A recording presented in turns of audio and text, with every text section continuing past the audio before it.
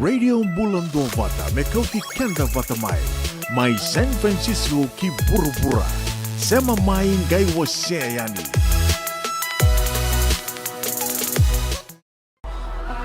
Ongko na Radio Bulan Dua Vata San Francisco, Mekauti Kenda Vata Mai.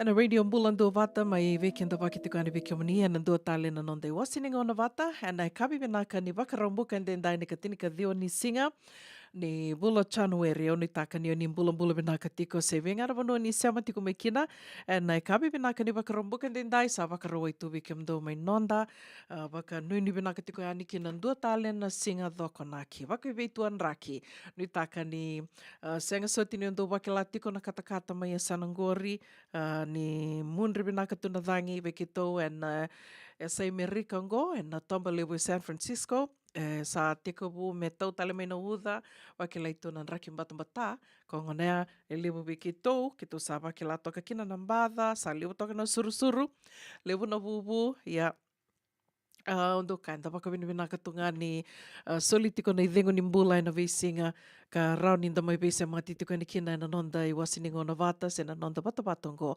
na radio mbula ndo vata se mani se bora dava ni se tiko mai kina au sore tiko ni menda na vitoma ni tiko ani na nonda I wasiningo na vata na kabi bina kanikua na laki dava tiko na nonda I wasiningo ngo na vitu na kaloko vida tiko na nonda bulangi rua tiko na nonda bulangi ne kawi ni kua ko ia usere tiko ni mo ni seama tiko ngā mai o ti toka na wā ndo na ngona ni o tina wā and then mai veital no tiko kina ke na liu ni kambani na Divine Group of Companies bea mai wase tiko ngā koe sona ka member leta tiko ngā na bisinisi na wakanduran bisinisi then rauni na soli waka sama tu kina so weekenda and sasanga tu menda na wakanduran bisinisi wakambimbi weekenda tau na sa biu mai tu sa mai tiko boli na via sai burubure so weekend to I California. Ko ani sibi toka na ba o ti toka na ba na via ruta toka beka na ve mama ni ba dana ge me sama tiko kina ke po asa koroi tamana na liu ni Divine Group of Companies ya ni oti na 5 dan sama tiko ni kina sana mai tomani tali tiko kina na nonde wasini ngona ka tiko bu tomanda tiko vida na bula sa oti ya go sana mai tomani tali tiko na nonda itala no anda na ronga itala no tiko ka wakatelanga kina na wakamadale so mai beira kar sabi ngarabitu na be longa new so we kemanio ni sana rere na numa tiko na iwasini ngono ya na nonda be longa new sena mai na be longa new 7:05 na tini na miniti na kawi ni kua e asan na dorongo ditiko na bea kawi ni wakarombuka ni kua na mai venga ravitiko se na kiro na mai vetal no tiko ni kina ke mis temanda veta na longa niu ka kilele butu na bono lebongo Amerika o ya na tambana ni caregiving se na venga ravi se ngawalanga bir na tambangase vir talanga na tambangone ka era do wakatoka itu na special needs ko ya ngan rabitu kina na caregiving sen na nonda mai benga rabitu beira yo ya ni 7:05 na tini na miniti no di wasiningo na ni rongo mai na belonga new ni nda mai rongo itala no tiko kina vi sere so baka tangi tiko ani sa wakaruta ki tungo me ni lutu tiko ni tavi na kavi ni wakarombuka na kavi ni kua ke na singeli bumbeka ni wakaruai sembongi levu ni wakarombuka ke na vea sai burubura tali so no muni tokani go una wuninda kua o sere tika mani me dana vei toma ni tiko ani ni sama I sibitonga na tolu na 2:25 na miniti.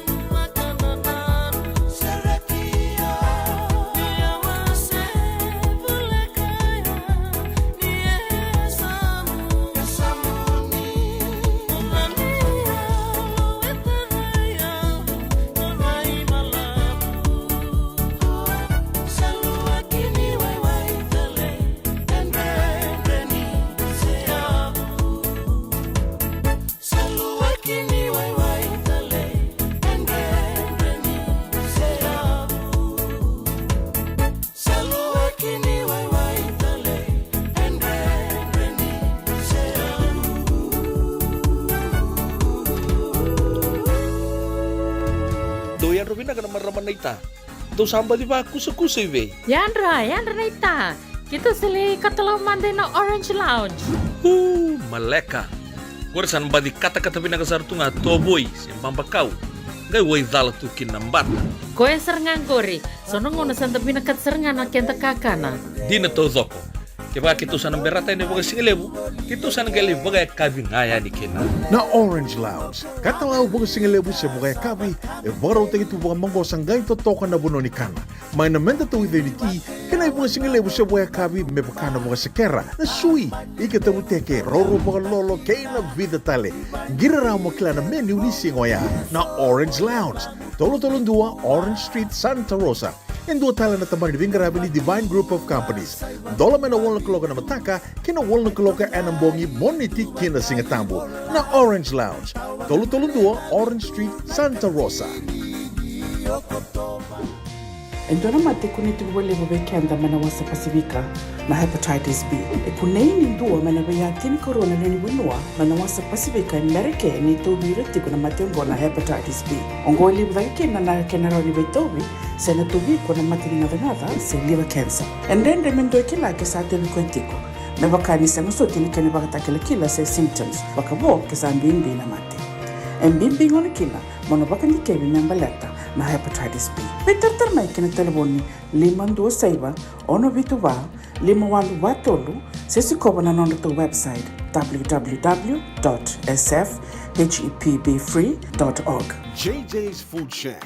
Etigo kena na kakana boga biti me bakana kokonda. Lobo benga ninga ikani do itu na bundi nan dalo se tabioka. Na kakana boga malangi me bakana steak baka loka kena coleslaw. Na karitoa sa wadha badina na keni kana-kana. Kaya tigo talaga na nondo specials and lomo ni madawa. Daw tamba na Facebook na doy ni tiwa ya na bani mandray pai kay na bugatale.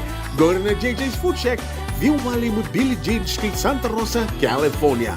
Kaya talaga na rito dili mo yang may Santa Rosa, may yato sa rani kinavato. Giritirito sana kinavitu sa mabitu tolo dio tolo dundu al limono. JJ's Food Shack, Santa Rosa, California. Davoy kalawa kay Mrs. Titilia Naitini.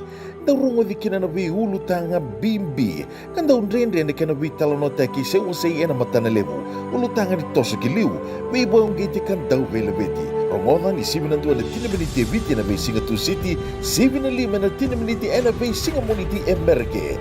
Na davoy kalawa kay Mrs. Titilia Naitini. Romodan dundunga and radio bulanduma to San Francisco may kauti kanda batamay.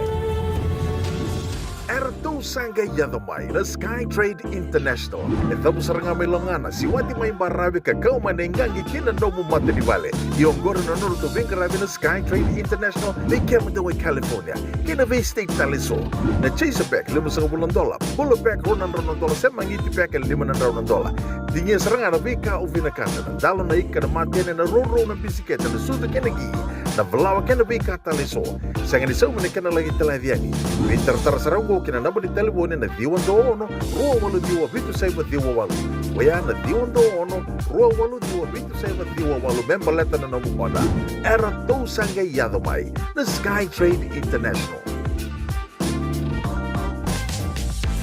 Radio Bulando Vata, Mekauti Kenda Vatamai, Mai San Francisco ki Pura-Pura, Sema Mai Ngai Waseyani.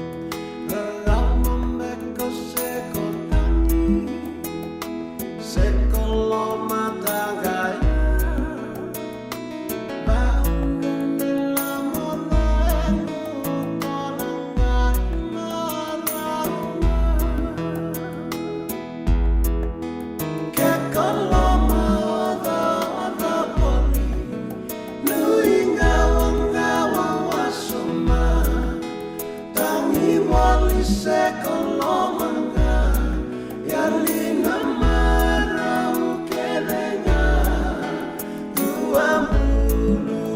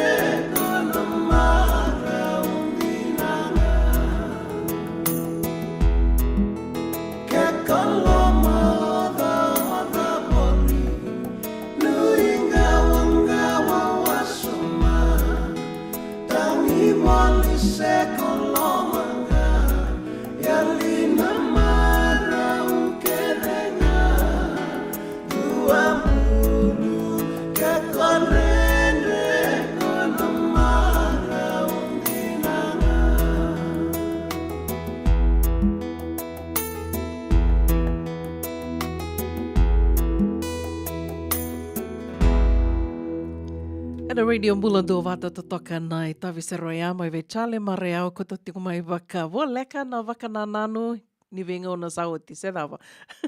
Waka ni vinaka tiku ani se venga na vanua o ni se amatiku mai kina na kabi vinaka ni vaka rombuka ndendai wakilai tiku na batambata ka via sabu tikina na udhu na chilo e mosi tiko ya koia da sana wakalili ta kinga kina na na wakamadala na signikua wakaliu te kitau mandangani na nonta tu sere ia osure tiki omni mani se amatiku mai na ve mamani va roto tiku na ve mamani va na dona ngona ya kero na mai vetal no tiko ni kina ke na liu ni Divine Group of Companies Mr. Boasa koroi tamana via wase tungane koe sona ka member leta tungana bisinisi ke na ve kai wakanana no takatua koe yo ya sibina ena ve mamani va ia ni otina 5 dan mai toma na tali tiko kina na nonde wasininga ona ni rongo mai na velonga niu ni kua kero na mai vetal no tiko kina ke Miss Tema Daveta.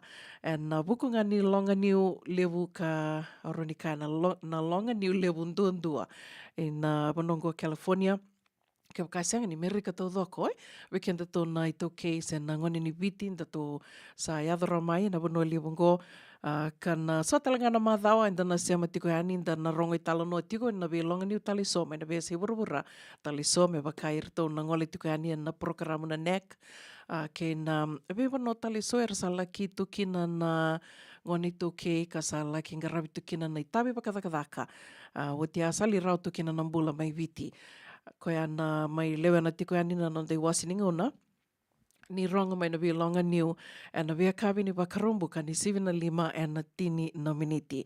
Se matinga mai na dona ngauna lekalanga ngorongo di tiko kina non te wasininga ona wakarutaki, ana ronga mai val ni songo, ana vi tuku e so na ve songo na sasanga ni komuni lavo, sasanga ni beibuke, sasanga beka ni na non tu lotu wakatikina, se na nonta tu mai sasanga tu se mani songa dava tu sa mai tau ia butaka tiko e na wanoa lewongo Amerika ke mani talanga mai na vea se urubura tali so en dau rawa ni mai rongo di tiko e na non de wasininga o na ni rongo mai wal ni songo. Sa watongo e tini ka 2 miniti me wana ka loko e na kawi vina ka ni wakarombu ka ndendai nonta tu sere katarava o na vea wakambula tiko ani kina vi Drew Grace. Mula vina ka sista wakanui ni vina ka tiko ani vi kimani e na kawi vina ka ni kua ni tosa vina ka tiko na vili niu e na longa niu levu i San Francisco. Wakatelanga kina ve Nika Leonilangi na turanga ka sa waka vivu ke sarti ko pakalevu ve kanda na itoke and longa niu levu ngoni kia giving ka sa mai waka adu wuli talitunga kiro na mai betal no talitunga yani na sonangona ninge nana makitiku mai na matai ni wuli wasi ni wuli ana tiku busartunga ni mataka na keni tuku matai lalai ni sama tiku mai wakambula talitunga ni ve Leah Hodges vinaka wakalewu na sama tiku mai vikimdo na vengarawi tiku ngoria na Kokoma Private Island do bula vinaka wakando ni vinaka tu yani vikimdo wakatelanga kina ve sera tibuya bula vinaka sera sandende au wakando ni vinaka tiku yani vikimdrau se taka tiku benga na city wakando ni vinaka tiku yani Happy New Year wakatelanga kina vikimdrau na tiku ngori mai Petaluma bula vinaka sime ke ana sautu ni bula vinaka ana wakando ni vinaka talitunga ni vikimani sanga talani ngula da tikino emosi na sivi ni bula vinaka emosi mai Nandi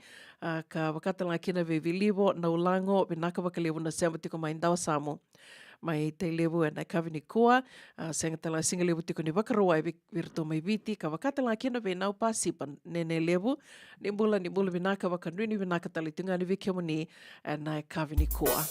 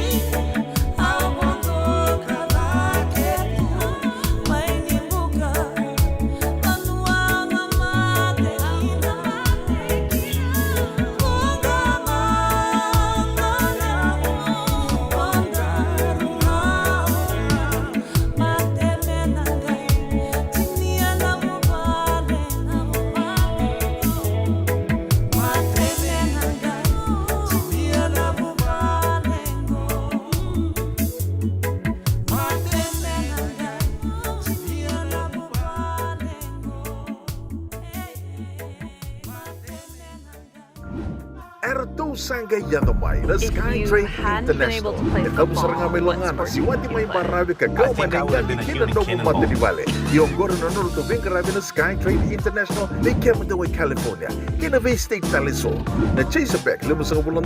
Pulo pack $100 sa mangiti pack $500. Dingi seranga na vika o vinakata na dalo na ika na matyan na roro ng bisiketa na sudo kinagi na valawa kena vika taliso. Sa nga nisaw man na lagi taladiani.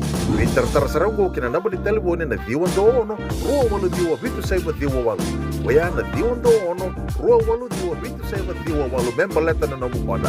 Era to sangga yadomay na SkyTrade International. Siya nga ningay may tigibo nga biraw na turang ang baliruango na bewa kanike na beileledi ninra. Waka turang may bakatag James Doughty. Raw sama ni maingele ruwa-ruwa talengakin. Nama kamay na toso ningaw na kay City Venning Raturla. Siba na tinikaruan na 10 miniti e biti na may singlo tulebu. Siba na ba na 10 miniti may yamarika na may singa bukilulu. Toso ningaw na vito konikin na Divine Group of Companies. Rongoda and a radio Bulondova to San Francisco may kauti kanda vatamay. Nalibo ni Nondo Soso, enda sa siya nga sarangan ni Kila na dapat menda baka taluta ka bukas yung liwuta ka siya baka yung kapitan. Ni kakuni lo malenga. Sa tipin doon munua, eraw ni buka dingoy kumunyo. Kaya na JJ's Food Shack, Santa Rosa, California. Na bayo matanggali kaka na jugina. May baka na karitua, waraisi. Na logo, palusami na buwaka na kaiwa soso, ng dalo na to, na kukonta, bay nga ni ka ng gamure. Nakaka na buwa malang, may baka na steak, gay baka yung loka, tabi yung kaya na kauslo, suruwa, o tat ni. Kailangan ko ba tayo na pie ng bani kay na manray. O yan na JJ's Food Shack, Santa Rosa, California. Pero sa nga no direct message virto, giri nga kina bitu sa iba bitu, tolo dio tolo doon limono, se o nga wala sa nga lito mito may nanomota na dio maluma Bailey Street. O yan Santa Rosa, California. Raw talaga ni rito ulit dilibot ka na nagkemo katalawa sing lebo sa mga kabi, yan may Santa Rosa, Kinabato. JJ's Food Shack, Santa Rosa, California. Dan rembeka nang wala ni kibal ni lote na buko ni oso-oso pakadada ka? Sendrak-endrak kita beka na itos-tos nimbula, kuha ni lenga sinuing gawa-gawa. Nana magi-may kina programo warotaki, may vera tao na New Methodist Christian Fellowship USA, nonggu chisu, nonggu banua. Ruwa na bima yon na kabi ni buko lulu bay Camden, California, bima ni duwa na singilewu ni lotulewu bay Camden biti, and a radio Bulandova to San Francisco. May kauti kanda vatamay. Senga dina ni karaw-rawan na daka-daka waka kekiba. Ia endona kainda wipu ke kabaka mamanta taka tuna bengarabi. O ya ke tuna kenda tu kakana. Leika na dalo na bisikete na reo bata na Sunbelt se tinimbulu Macau. We kenda tu na senga tiku nindraiva se senga ni waka motoka kandau dren-dren na tu beto seki. Erto satu bakarao na Divine Pacific Food Mart may Sacramento, merto taladayani na nung ni boli-boli. Rawa-rawa sara, witar-tar ngayani na taliboni diwan dua ono toluba diwa ono saibarua, merto bakarotaka katalada may na nung ni boli-boli, ena kinagona to tolo tua. Divine Pacific Food Mart, Vitorua Diwawalu Franklin Boulevard, Sacramento, California. Namba di taliboni diwan dua ono toluba diwa ono saibarua. Erto ngarap talangan ni kanalay waka sumburi ni nanomu yaya, may nanondo to stoa kinanomu mati ni katumba.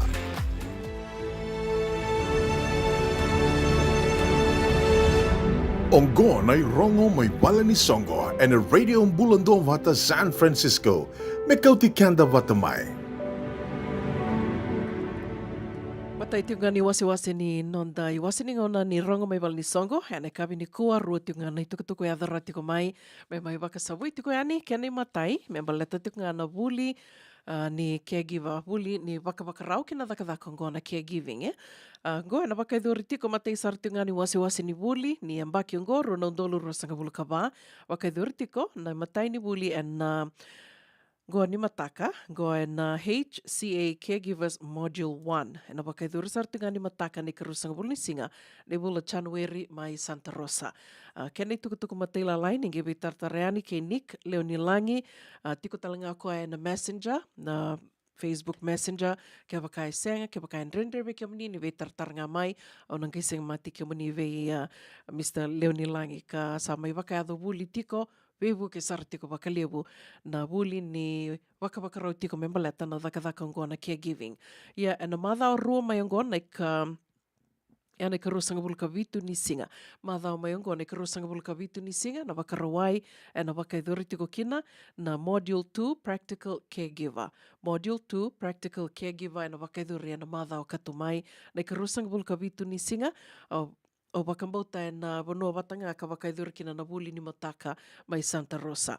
Wakarua tale, ke ni tukutuku mataila lai, ninge bi tartarani ke Mr. Nick Leonilangi and Facebook Messenger, seo ninge bi tartartalanga mai viau, me onge se matike mni, se me unangai solia yani na nona namba ni telefoni.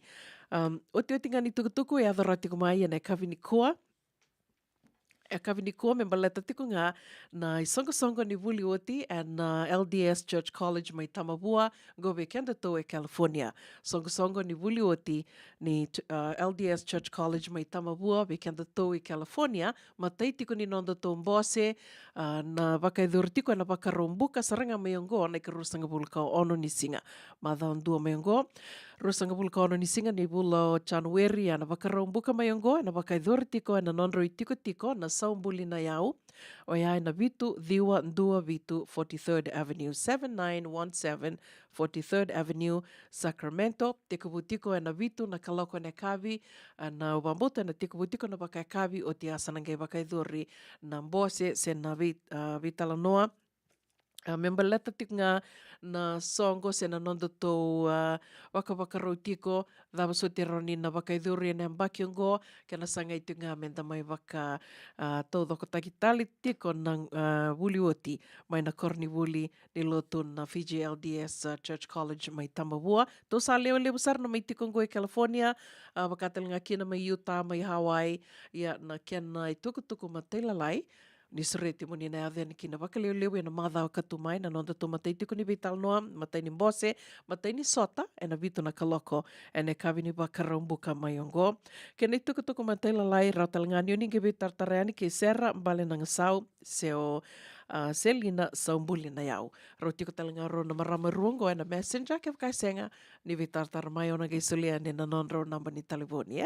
Ia na bidanga nei tukutuku e ai adhoro tiku mai na nondi wasininga ona ni rongo mai wal ni songo e nei kawi vinaka ni wakarombuka ndindai sema ni songo dhawan do lewena tiko songo dhawan do sengei mai weital no taka tiko me na tau ia wutaki ke la ni songo kethe tiko kethe na kena inaki tiko na usu tu ni kena do mai tau ia wutaki endo ni songo ia sema ni dhawanga sema ni ia sei wura dhawa e la ki tau ia wutiko kina no mdo i songo ia na ka e tali tu kina na nonda tau wata na radio bulan do bata ni tau i buru ke tiko yani do bako to mai na no dei tuku ni komuni songo mbose lotu se baka kabi mandanga mai ke de waki wali tiko yani and no to i wasining on tiko go na radio bulan do bata and nei rongo mai wali songo.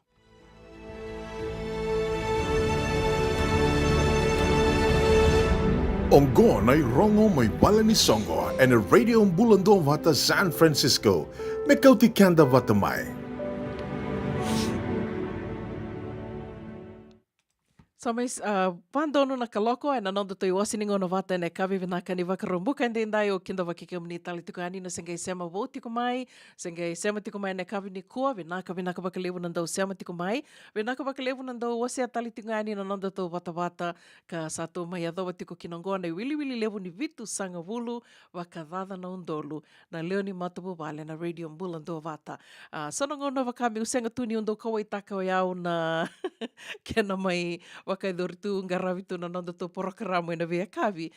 Ia, o te anga indo lako mai na ngiri, lako mai na volovola, mai na vea sei vuruvure so, ke na nonda tu wakaritaka mai na nonda rai, na nonda maru takatiko, na nonda tu porokaramu, ke na vea kai so, e rando ngai mai wuli da tiko, se rarongo da tiko, membaleta na nonda mbula, ke nda tu na sa mai tiko ngoe na vanua livu Amerika, ondo tuko na tonga, na vanongo Amerika wakatu me ndua tu na na wakame bikan dua tu na bikan se na dua bekan na wali ni dhina mbeka roniu kaya na vura tu dhoka na vano livongo Amerika ko e arandou tali takatukina na se amatiku mai o ira na we kanda karsala ki tu na ve se vura tali so orto mai viti dou tali tu ira na wakarongo da tu wakamuria tu na ve kai so tundu mai tal no takatuani na nonda tu wata watongo na radio mbula do wata se amatiku mai na donango na leka ngo kiro na mai ve tal no tiku ni kina ke na liu ni bisinisi na Divine Group of Companies, Mr. Poasa Koroi Tamana, mai wakaroi takatinga ni vida na kame, paleta tiko nga na wakandurin bisinisi, se na nona bisinisi na kena sama ididi tiko na vanua liwongo Amerika. Ni se amatinga mai, ia ni 7:05 na tini na miniti, nonde wasininga na wakarotaki na be wakarombuka, na ironga mai na be longa niu, kiro na be vetal no tiko ani ke misa te manda veta na kavini ko ya ni 7:05 na tini na miniti. Na sera kataravango na veva kambula tuka ni kena ve kemando na sema tiko mai na kavini ko so beka ni sema tiko mai o senga ni ridra na idamuni vinaka ni mbula vinaka. Wakanu ni vinaka tiko ni na kalonga tiko na moni madhango wakambula tali tingani ve kelera mbai ni valu vinaka wakalevu na sema tiko mai na kavini ko wakatelanga kena ve marama town roli lai busoni masei mai na Long Island mai New York sa yao na ramango. Wakai tu toso tu na Mozart na nona i toso. Happy New Year mai tau. Wakambula talitingani ve Eleonora Singa vinaka wakalevu na sema tiko mai noa wakanuni vinaka tikani ve Kimundo mai Santa Rosa. Wakatelanga kina ve Mela Yambolea nimbula vinaka. Bula vinaka Mrs. Naitini wakanuni vinaka tikani ve Kimundo na Matapu Valley na Naitini wakatelanga kina na JJ's Food Shack. Ni nandona moni madha vinaka na moni madha ngo. Wakambula talitinga ve Semi Tinduri vinaka wakalevu ve mbeka na vono ni sema tiko mai kina na kavinikua. Wakambula talitingani ve Thomas Toke Langi, bula vinaka Junior, wakanuni vinaka tukani vi Kimundo, wakatelanga kina ve Jim Serewai, vinaka na sema tiko mai na kavinikua, bula vinaka tali Serra, isa.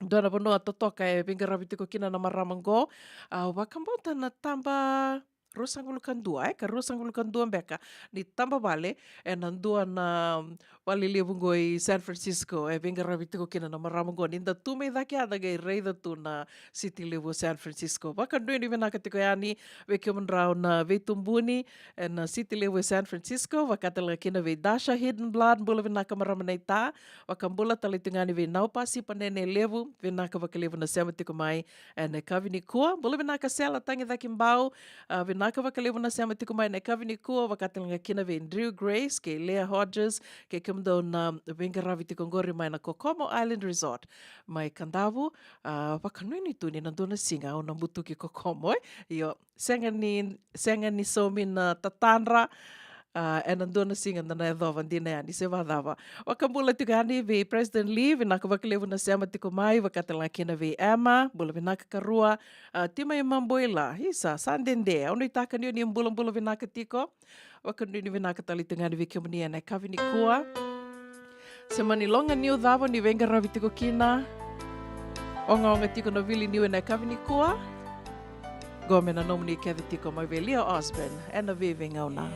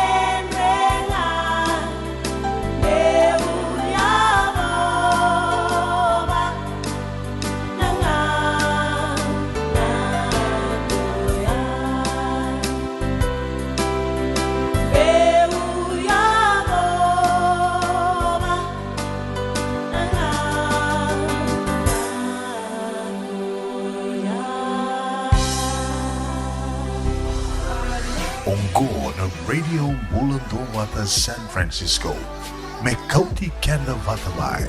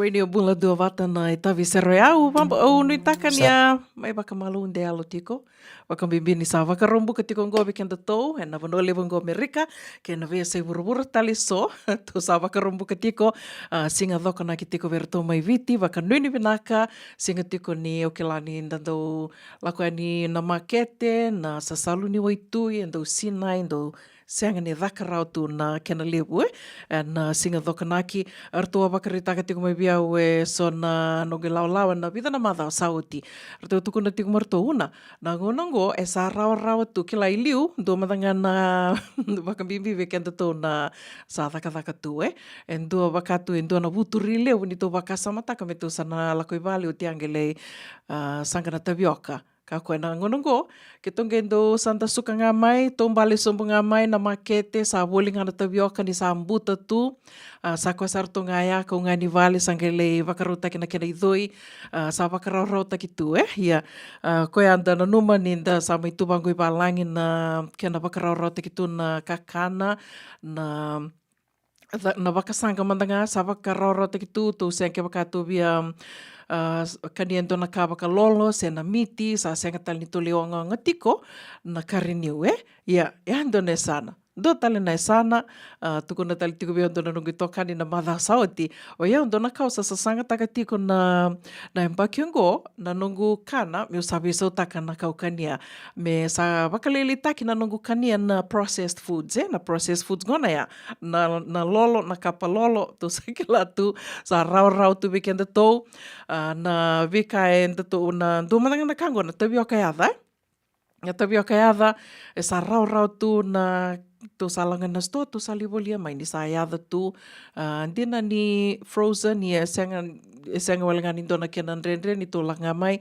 mbiu me wakawidhala taki me roni tō wakaangataka. Ia, sa wakararo taki tū waia, na wakasanga, na kakana, na mbula, ia tō nangai reda tali tiko indone sana, tō sa nangai wakatule wā taka vinaka saratiuk ngā na vika e na vinaka weekend tō, ke na vika e senga ni vinaka weekend tō, o tia tō ngai mai, senga ni ka raurawa, o senga ni tukuna tiko ningo ni raurau, mbaleta ni wunga weekend tō sa dhaka, wakatali tunga kino ruto mai viti, do wikim do talangana sema tiko mai ngori, sanda dhaka, sonda sa dhaka rurua waka veotini, senga nindua tiko i vale me wakasanga tiko, me wakasangara tiko na kaka na mbula. Dona ka, e rando waka e dhora e vunga, ina vono li vungo, ka wakambota talinga, na ve matini tūtali so i valangi, Ia ni sa dhaka na wakasanga, sa roni na sanga tu na kakana ni vida na singa. O tia sanga mai tawa i kontina tuyani, mai mbiu tuyani na katoni wai lilio, me ngona ngā entangi sukani na kabi sali wakatakata ngā.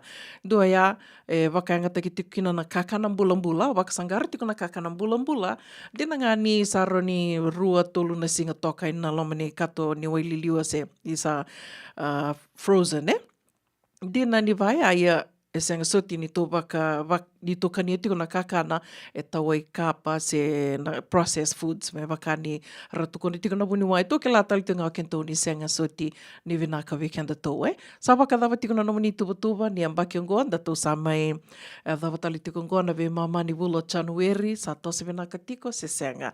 Au sireti ke mani ve ke mani na tiko vo leka na Tombango, San Francisco, veke mundo i San Bruno, veke mundo i Millbrae, Burlingame, Redwood City, ke waka mandando i tiko mingori San Jose, ndo sema tiko mai, ke waka i senga nindona, ka ndo da kawa ni mataka, senga nindona no mundo waso, siret ke mundo tiko yani na marama, na ngone leo, ke waka ni ngalala tu, ni ngole mai, na ndua tiko ngana ngo, veke to ngana marama i malni lotu, ndua tiko na neto vision board activity ni mataka.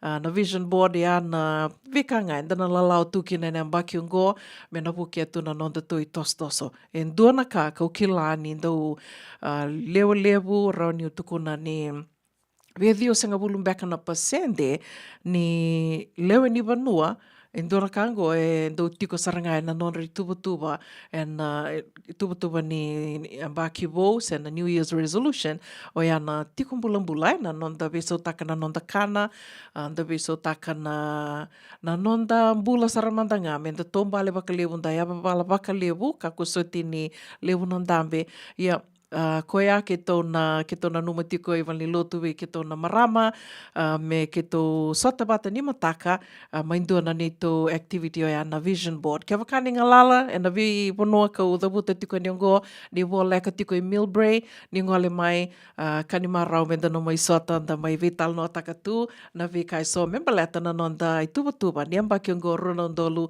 rua sanga vulu kawa. Sa sivatonga na vai, na tini ka walu na miniti, na Radio Mbulando Vata San Francisco, au suriti ke mnini se amatik ngā mai, na dona ngona leka ngo, ke rona mai reito mani tiko ni kena, ke rona mai vital no tiko ke na liu ni kambani na Divine Group of Companies. So ke la ni bunga vi ke mni, o ni sanando rongoda tumbeka na Divine Group of Companies, ke tondo wakatangi takatali tunga yani, na nonra tui tukutuku ni vevoli na Divine Pacific Food Mart, mai Sacramento, wakatelinga kina na Orange Lounge, e tiko i Santa Rosa. Ke na tiko talinga nonra tui Divine Feed Fijian Home Care na kani tambana ni Vengaravi vera na tambangase. Ia wakarurungi kia de tiko na Divine Group of Companies ka kia na iliuliu tiko Mr. Poasa ka roi tamana. Kirona me vetal no tiko anina dona ngona leka ngango ni sema tiko ngā mai.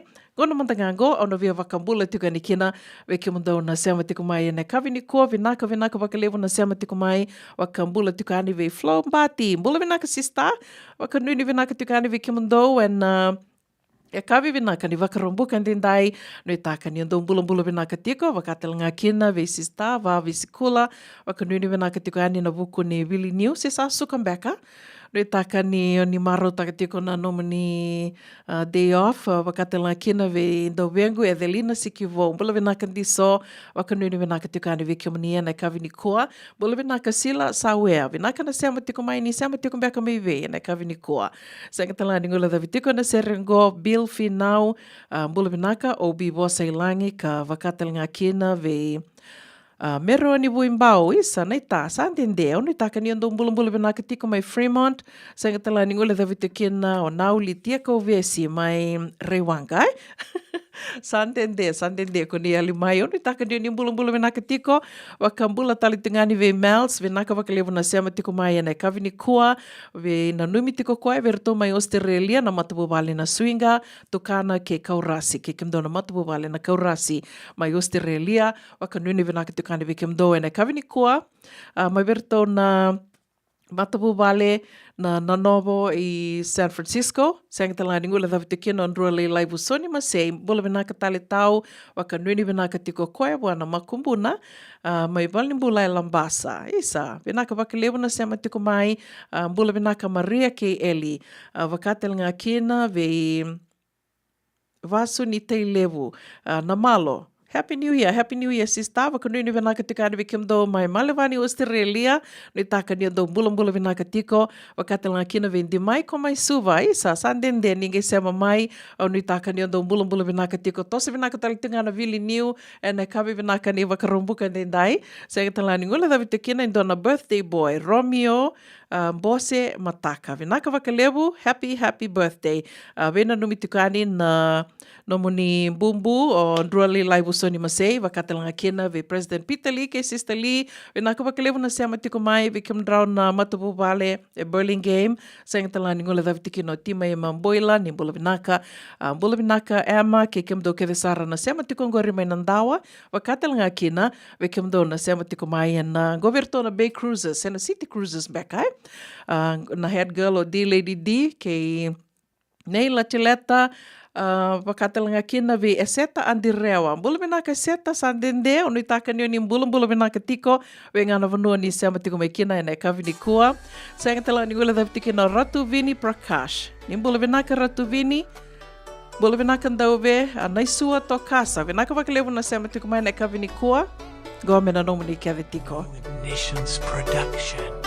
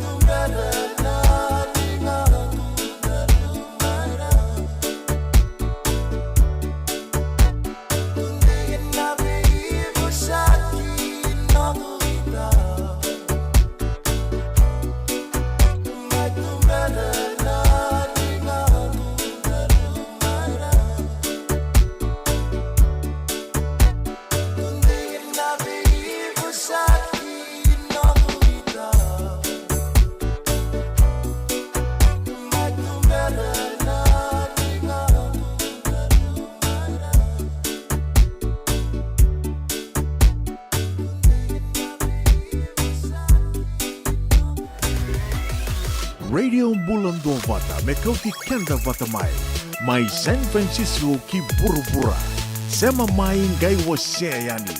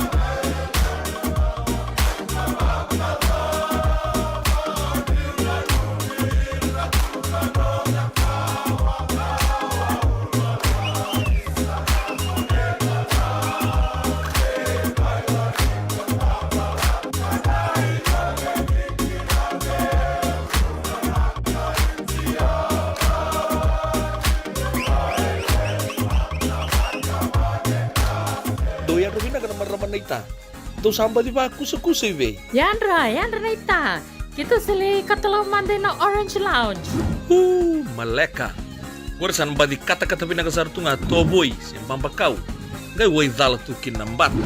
Koe serengan kori. Sono ngono santa pinakat serengan na kenta kakana. Dina to zoko.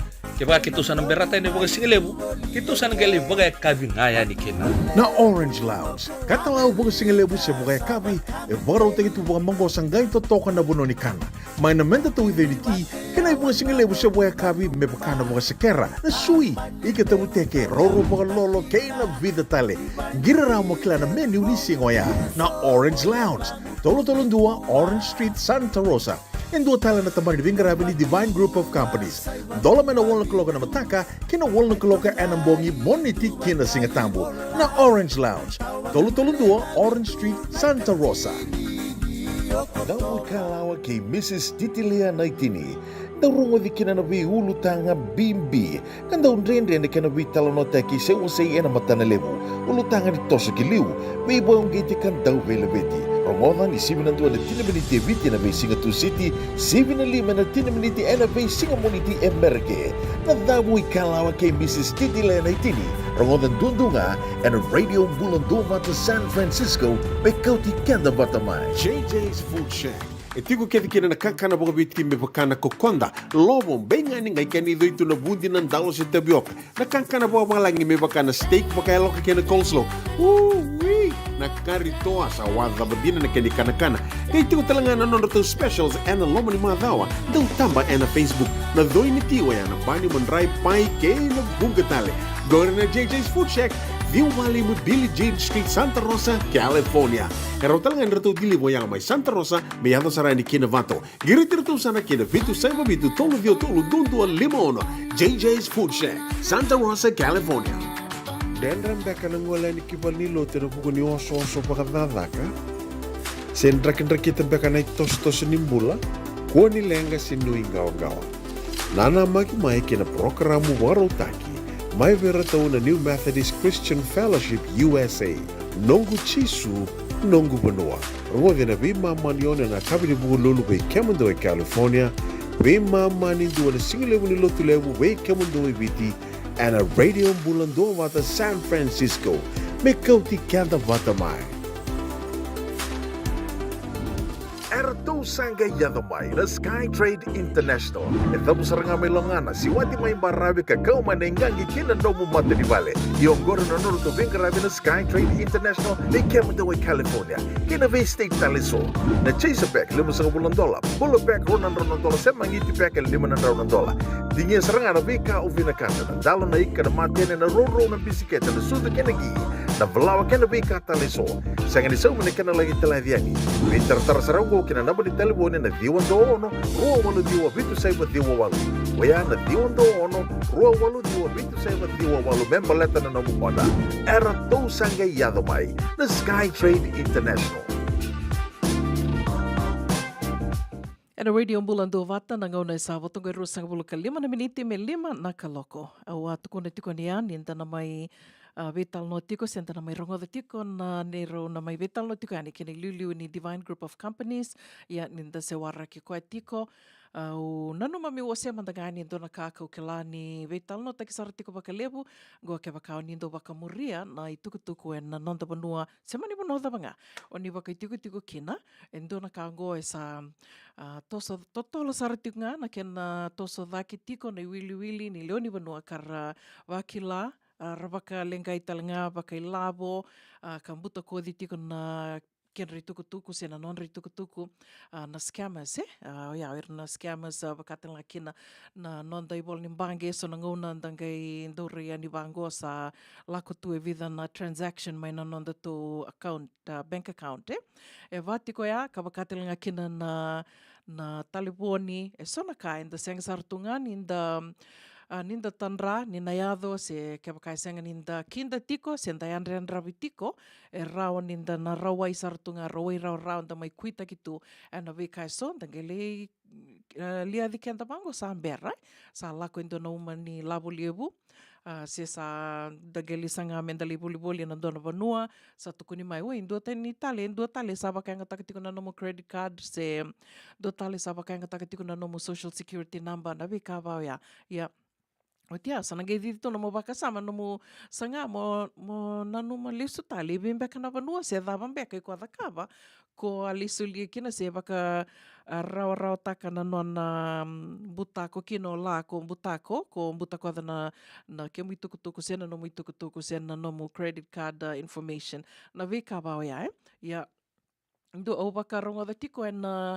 mother sawati ni tukuni tiko na newsi ke bekito i Amerika ni ndona kai rabaka ngataka bakalebu tiko ngoir nandong butako Goy ndona kau sando tal no takani bakalebu baleta ni umdanga do tali takatu na bakamuria tu na bikaso membaleta na technology na tostu na ngauna sen AI okela ni Wikimuni nandu siya matiko may nabisingaw ni sana durong o tiko ni total no takay ni bakalibu siya bakalibu na wika membaleta na AI na daw sarmanda na AI na artificial intelligence.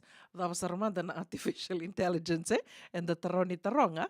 O kanga ron laku may nunggu kasama ni na rao beka ni na rao na tu tora rao si tingoma na imbalin dina ni artificial intelligence kila ni nando vital no tu me viti.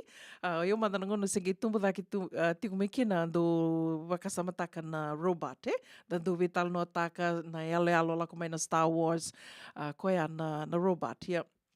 Artificial intelligence ako strangaya na mo na liba-liba sen na robot na kena bakay nga taki go endo na ka ersa kindava kar sabi ba kasala tagi tiku mekina o na kena ndau o karendo yandre ndrabi na be kavango ni ersa bakay nga taka tiko nando butako na artificial intelligence me bakararo taka na nonra nonra butako tiko endo na kena vakarita kingo so na ngona iko na raw ni na nandue ng giriani rasaba kaya nga takatiko bakalibong goira ni mer ng giriani na nomo namba ni taliboni o tia iko na ni ko sana turme na taliboni nandun beka virtu vale en ko ngiri tiko niya raw ni nandu virtu ngone se o nomdo nambeka se o nomdo tai na giriani sana nangay tuko na yan ni ngandra tiko kwento na ilabo sin do na banua tiko kina do na lenga tumbo koso do na ka la kuduro mo kweka ngandra baka totolo na ilabo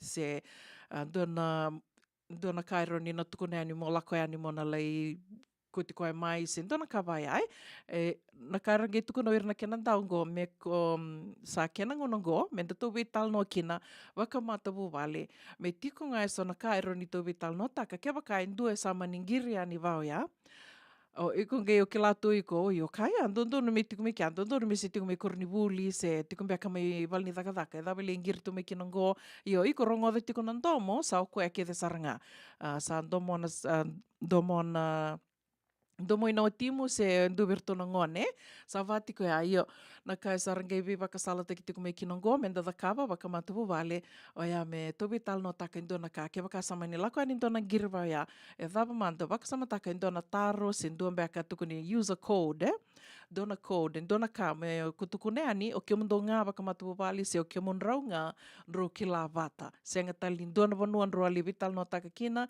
sen do tale o kila ni na kila na kaya baliti ko sem baliti ki rau use a secret code or something me rawa ni ona kilakina whether that's really that person na watimu se doberto ngone ko ngir din tiko niya se senga baleta ni saba kan din takitiko ni saba kan takitiko bakalevo iranando mutako na kona artificial intelligence ya do talian no mo taliboni talengai kona reda ni sona ngone lako ani sona text na email lako ani sona email ngai tuku ni tu mai vango oiko bina ka baklevo iko sa kito sa reda na no mo application and we have decided to award these to you me vati ko ya sa no mo ker mo just complete the application dona kabaya o iko mo sana guys kila ke baka iko sini andra bitiko na numo tiko iko o indo me kana kango wa bakle no teo sini kila ya satu kuni mengo ni o win ta kan dona ilabo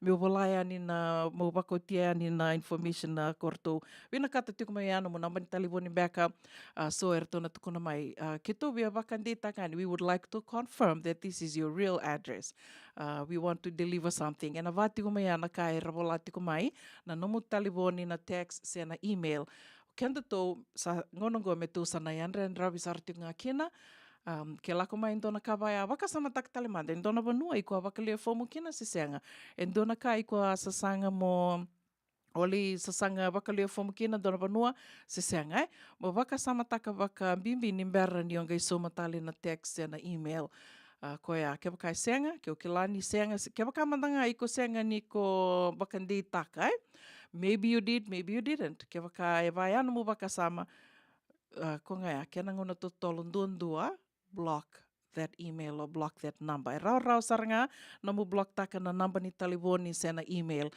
ke baka iko senga ni kila Wakataronga, do virtonangone wirnangone saramata itu na kena faito kena faiwa di wakatarong irtonangone vale sen do ambeka na nomni toka ni da mando da ka mi urau ni blog taka na naman talibon ngo se blog taka wakadava na email ngo ke vakasenga girmai eu tiko na messenger uno boninda kua sena nongo naman talibon do mai na text wakamadala te kemni mai kuning girmai beleta nangono ngo santo na kana livuni giri ralaku tu mai na boli taki ke vakai doeng girmai senga new save taka se tiko na non na number na nongo contact ko ngai osana senga ni tora vaka vosar ni ko text mai basa iba walu bandu tolu walu lima au nangai rani na buke ke munikina so ngana ka sanda don menda na vital no taka tu ena ngonongo menda saka kua ni modi tiko se menda tor tiko baka mama nda baleta ni rani na baka lenga sarangana non bula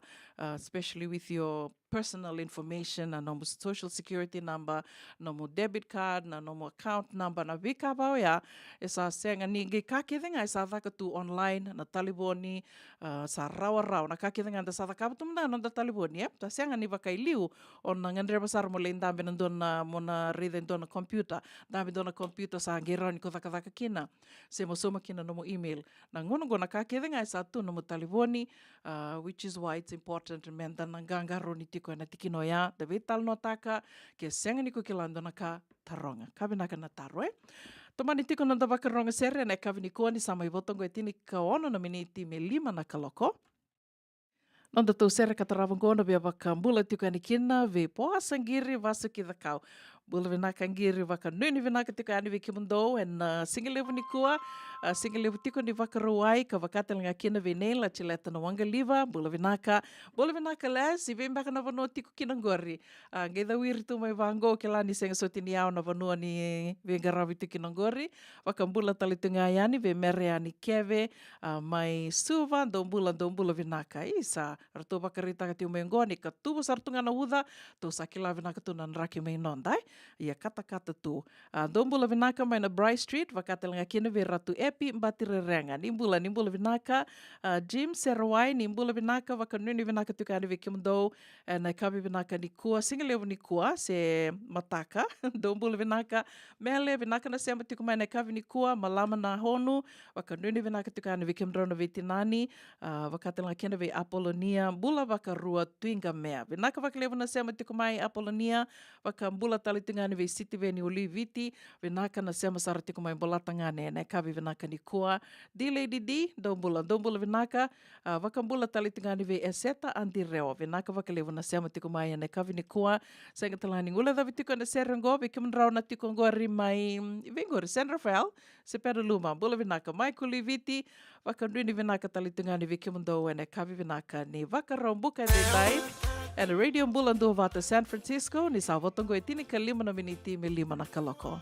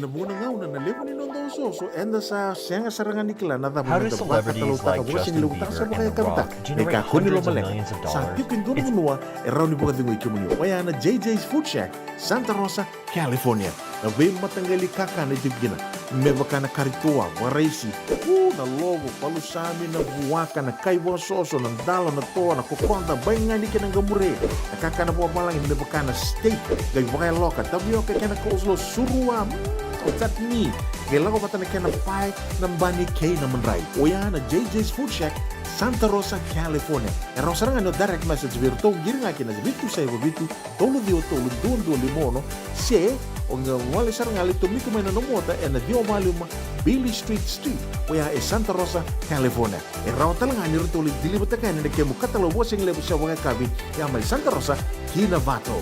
JJ's Food Shack, Santa Rosa, California. Ito binunggo tati ko na hepatitis B. Kaya sangat ito ni bakilaw ko ento na ka. May adabo ni gilay tawra na hepatitis B test na madaw saw. Asama ni lidula ni tataro ni hepatitis B. Karato sana tango makikina na nito matubabali man na matirero bagyo. Sa kami biki na manila hindi kaya bitator na hepatitis B test. Litartarmay kinataliboni 527 ono bituba 582 sa sikomana www.sfhetbfree.org na kenay tukutuk matalilay. Erto sangga yadomay na Skytrade International. Ito mo sarang may longana si wati may marabi ka kaumanengangi kinando mo matibale. Yung goro na nuro to karabi na Skytrade International na Kemadawa, California. Kinaway State Taliso. Na chase pack $5,000. Bulo pack $100 sa mangiti pack $500. Tingin sarang na bika o vinakanta. Dalo na ika na matyan na roro ng bisiketa na sudo kinagi. Na valawa kinaway ka Taliso. Sa nga nisaw mo na kanalang italadiani. Winter sarang kina naba ni telebone na diwan do ono ruwa walu diwa bitu sa iba diwa walu waya na diwan do ono ruwa walu diwa bitu sa iba diwa walu member letter na namupada era to sangga yadomay na Skytrade International. Dendran beka nang wala ni kibalilo tira buko ni oso pakadada ka sendra kita beka na tos nimbula ko ni lenga sinui gawa nana maki mai kina programu warotaki mai veratau na New Methodist Christian Fellowship USA nongu chisu nongu benua ruwa vina bima manione na kabiri buku lulu bei Kemandoi, California bima manindu na singilewu ni lotu lewu bei Kemandoi biti and a radio bulando wata San Francisco me kauti kanda wata mai Senga ningai mai tikibunga vi rauna turang ambale ruongo na bewe kanike na bele ledinin ra wa turang yeme bakata ki James Doughty raw sama ni maingele rua talengakin. Nama kamay na toso ninga una kay City Veni Raturla. Siba na tinikaruan na 10 miniti e biti na may singlutulebu. Siba na vaan na 10 miniti may yamarika na may singa bukilulu. Toso ninga una. Vito konikin na Divine Group of Companies. Rongoda and a radio bulando vata San Francisco may kauti kanda vatamay. Senga tina ni karaw-rawan na daka-daka waka kekiba. Ia endona kainda wipu ke kawaka mamanta takatuna bengaravi. Oya ketu na kenda to kakana. Leika na dalo na bisikete na reo bata na sunbells e tinimbulu Macau. We kenda to na senga tikunin driver se senga ni waka motoka kanda u dren na tutu beto seaki. Erto satu wakarao na Divine Pacific Food Mart may Sacramento merto taladeani na nung ni boli-boli. Rawa sara. We tartar ngayani na taliboni diwan 21 toluwa diwa ono saibarua. Merto bakarotaka katalada may nanong ni boli-boli na kinagona totolo tuwa. Divine Pacific Food Mart. Viturua Viwawalu Franklin Boulevard, Sacramento, California. Namba di telefoni Viwan 21 Toluwa Diwa ono Saivarua. Erto ngarap talangan ikanalay waka sumburian ni nanomu yaya. May nanondo to stoa kinanomu mati ni katumba. Era radio bulando vata vekendo vakitali tukani vekamnina singai sema buta tikumai ne kavini vakarombu kandendai sa singalebu tikone vakarawai vekam do me viti tukuni tunga mai ni dona kana uda ia vakilai tali tunga na kata veketo ya sanango tauna uda salavata tu kinam batambatai to toka tunan raki.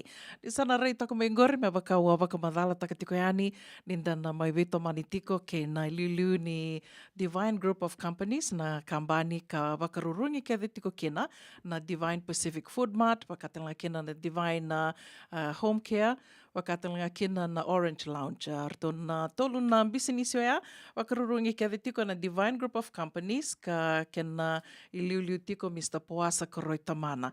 Dasano wakambula saramandean ve Mr. Koroi Tamana na kavini kuwa, timbula vinaka. Bulavinaka una isa ni bulavinaka na matavioka ni warong tikumai ba usivi kemni na nonda ni daka tiko na nonda tiko na bulangi na nonda bunongoe California. Vinaka. Kila nira na loma taru tiko ira na nonda toleo ni matabu vale na radio bulan do vata na usa tu manda ni nonda rubi tala noe ne kavini kua. Ia ni mbera ni doru tarania au kere rauni ni wakamadala te kiom ni mandanga ve ira na sema tiko mai ne kavini kua ke na sa wakadam beka na balawuni ngona ni sa mai tiko ni Amerika kena sa mai tau yawu tiko na kamba ni lewongo na Divine Group of Companies. Vinaka una na dangunga puas korita mana makasa warita ketumanda tiko una ya awang ngole mai Amerika na rusang bulu tin kalima na ketin kalio ni Disemba na rusang bulu tin kalima may na ketin kalio ni Disemba na embak sawat ya may embak walukin na nanugutiko bulu Amerika. Sandin. Ninareda ke ni aware chico na page ni to kampanye. Ndalam kinando ni chico me bagana no mini ambako Amerika. Lendola na korro mai matuk melo. Ndalam kin na korro lo mati matuk melo. Na wananu mi me bera na kampu chico me banwa na ve kamera wati na ambako Amerika. Totoka. Vinaka, sa tiko pura na business kan bal-bale ana baki walu no ni sa may tiko bolingko sa tiko bu nanguna dava sange may to yabu kina ng business. Business register taki waka matenitu vanua ike California kakine na federal na katini ni singa ni okotoba rusanga bulu tin kabitu.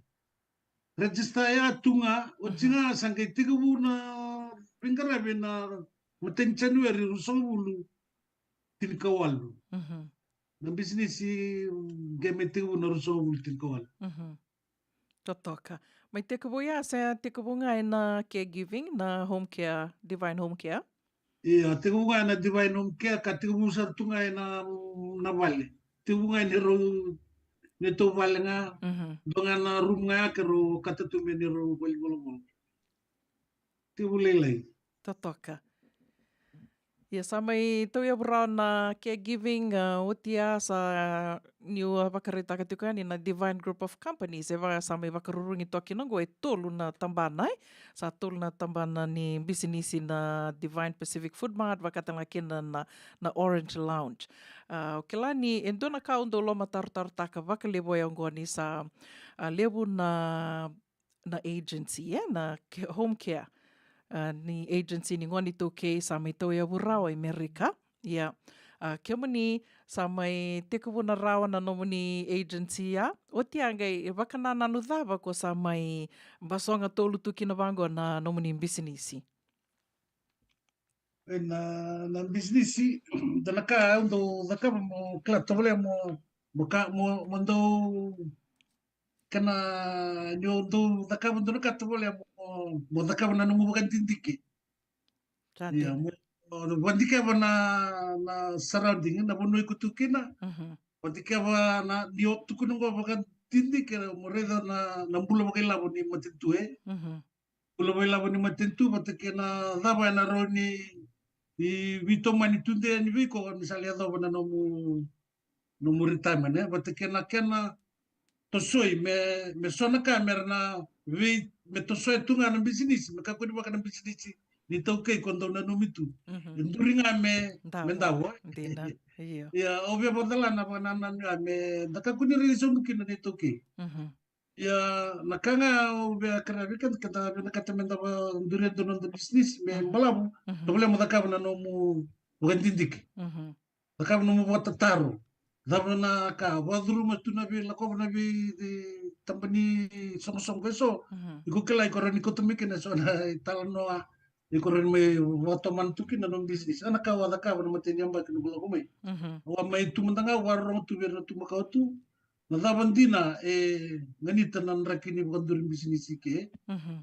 Ko ya wati unakina na home care. Okila na home care sana agency ko adam chike na rawa weekend na itoke. Letani na vingarabia tikituni non tambulan da sing me buli da tale sen na kasaga me buli da ngaike me maka pepata kimbaka kina na non vinga non darani vingarabi. Na formality nga ko offer taga tungo na state. Yo vinaka ni on don mo daga wa keke me tiwi ko na state certified kai paper. Ya, okenda nito ke satu rabi kenda nakila ni vingarai. Where ro kina non tami tiga buna. Kawati bu sarnga ena caregiving baleta na bunu me tukina na kena bunua boy California ena bunu telango Santa Rosa. Tuna kena bunua ngai tuna kena raki. Karoro kina na mai tosukina ni bisnis bu. Sandina.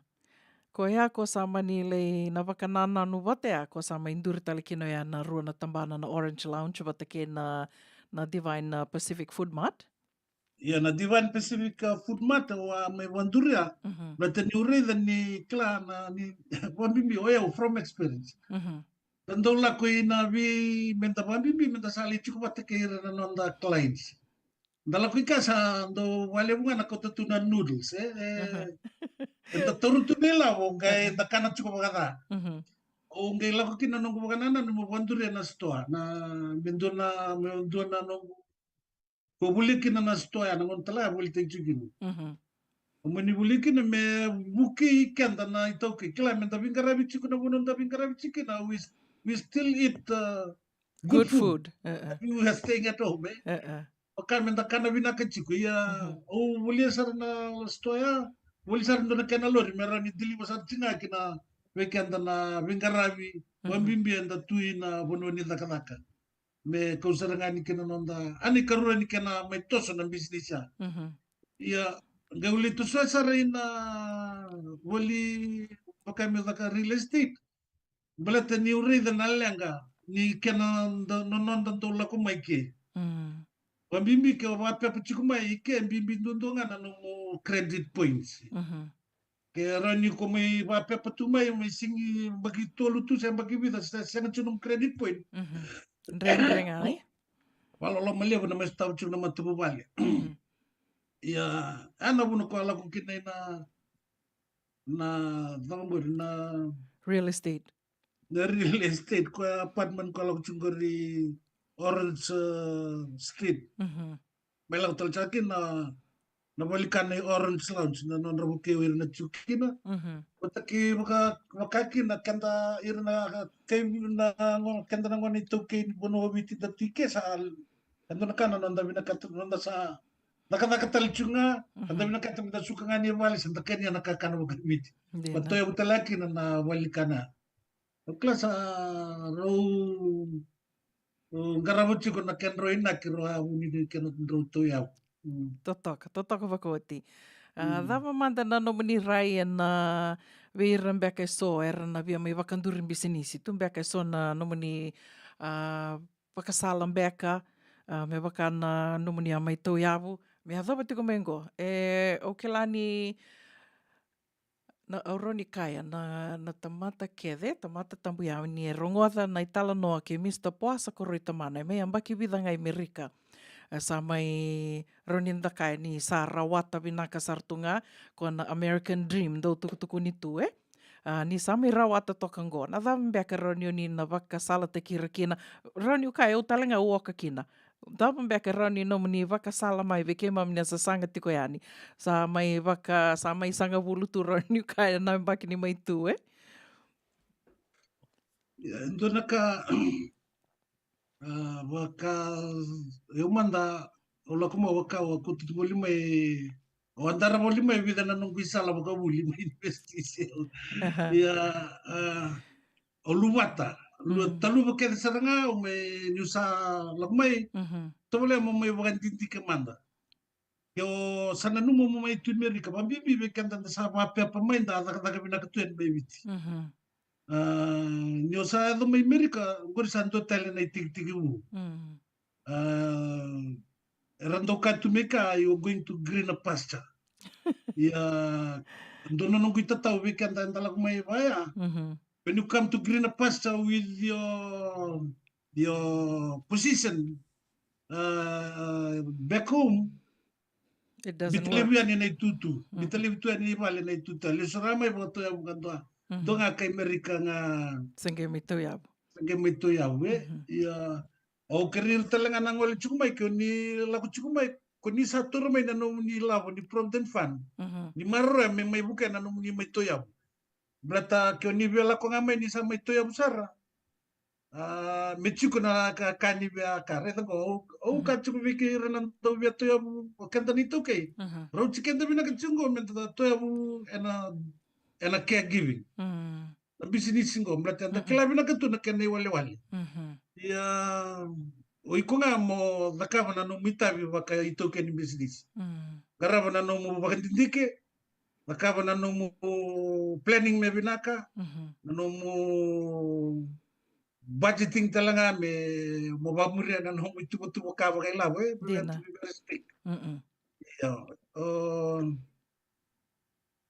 so naka ukla weekend anda sa kila tume so na anda sa nakata ko tume baka na vitambane so mibiti en rawa the drawback nga ni baka anda ko tume sa tume na labo o eu na nunggu lagu me asing lagu binaka ko kila ni lagu me se satuan do nela waktu nunggu tal o eu register takaro tunga kin business ya sange tosu chiku o sange full time nunggu business na 2020 ngona usare de kin ni sange roll na nunggu business aran karabe ngona to ebu kin wat part time tunga kin part time tu ya sensor tunga ni somi o garab tunga bisomi tunga mena North Bay Agency do na company home care ke Amerika o daga tukino santo tukino bereto o sa to yam tal tsingando na nungu home care agency o na via wuli de leo na kane daga wato ni via na kane liu mentu no ka na no na lang kina na nungu marketing kito na la watati endo tala na ka o kiri kanda kini to ke kanda bina kata na ilabo. You have to spend to get money. Iko mo bakang taka. Eu kala na matimba kanya baka ubang taka whatever money I got. O bimama taka saranga. Makan riso na caregiver. Nilabo nga ko ko na text. Wata na ilabo ko na marketing. Ero bimama tay. Nga ko ko na na matintu la ko na no marketing. Bata kala ngela ko botumay. Sing sa tunong ko network wer na ndongarabe. Ya nga nakaongeza ka bonge marketing au sange reinforce tak nunggu marketing. Ko ando au babin nakatakan yo ni wasia mai natiki nangori balet ni kila ni bunga weekend na vaka durin business weekend to na ito ke manda indo nakango to senga soti ni turti ko baka bimbi na bimbi ni marketing. Na nomu boli taka na nomu iboli se na tambana daba na nomu bengarabi asa wili tiko baka nomu iboli na services ko ya o baka dina tako baka bina kataka ni wasi tiko indua sa may raunin da kaya sa rawata bina tiko na bulan na sasanga na American Dream endo kay nakitu do tuko ni taltunga you heard it from the horse's mouth na marketing na kaya ng bimbi na marketing yan na no mando ni sa may tiko kinanggo sa may dambi toka kinanggo ng bisinisi o ni sa raiwa politika mo ni tiko sa tiko butalanggo do tal na mbakivo dava na nomo ni rai na bisinisi kar sa may tau ya butali tu ngango ando mbeka na kao ni bia bakarita ka kina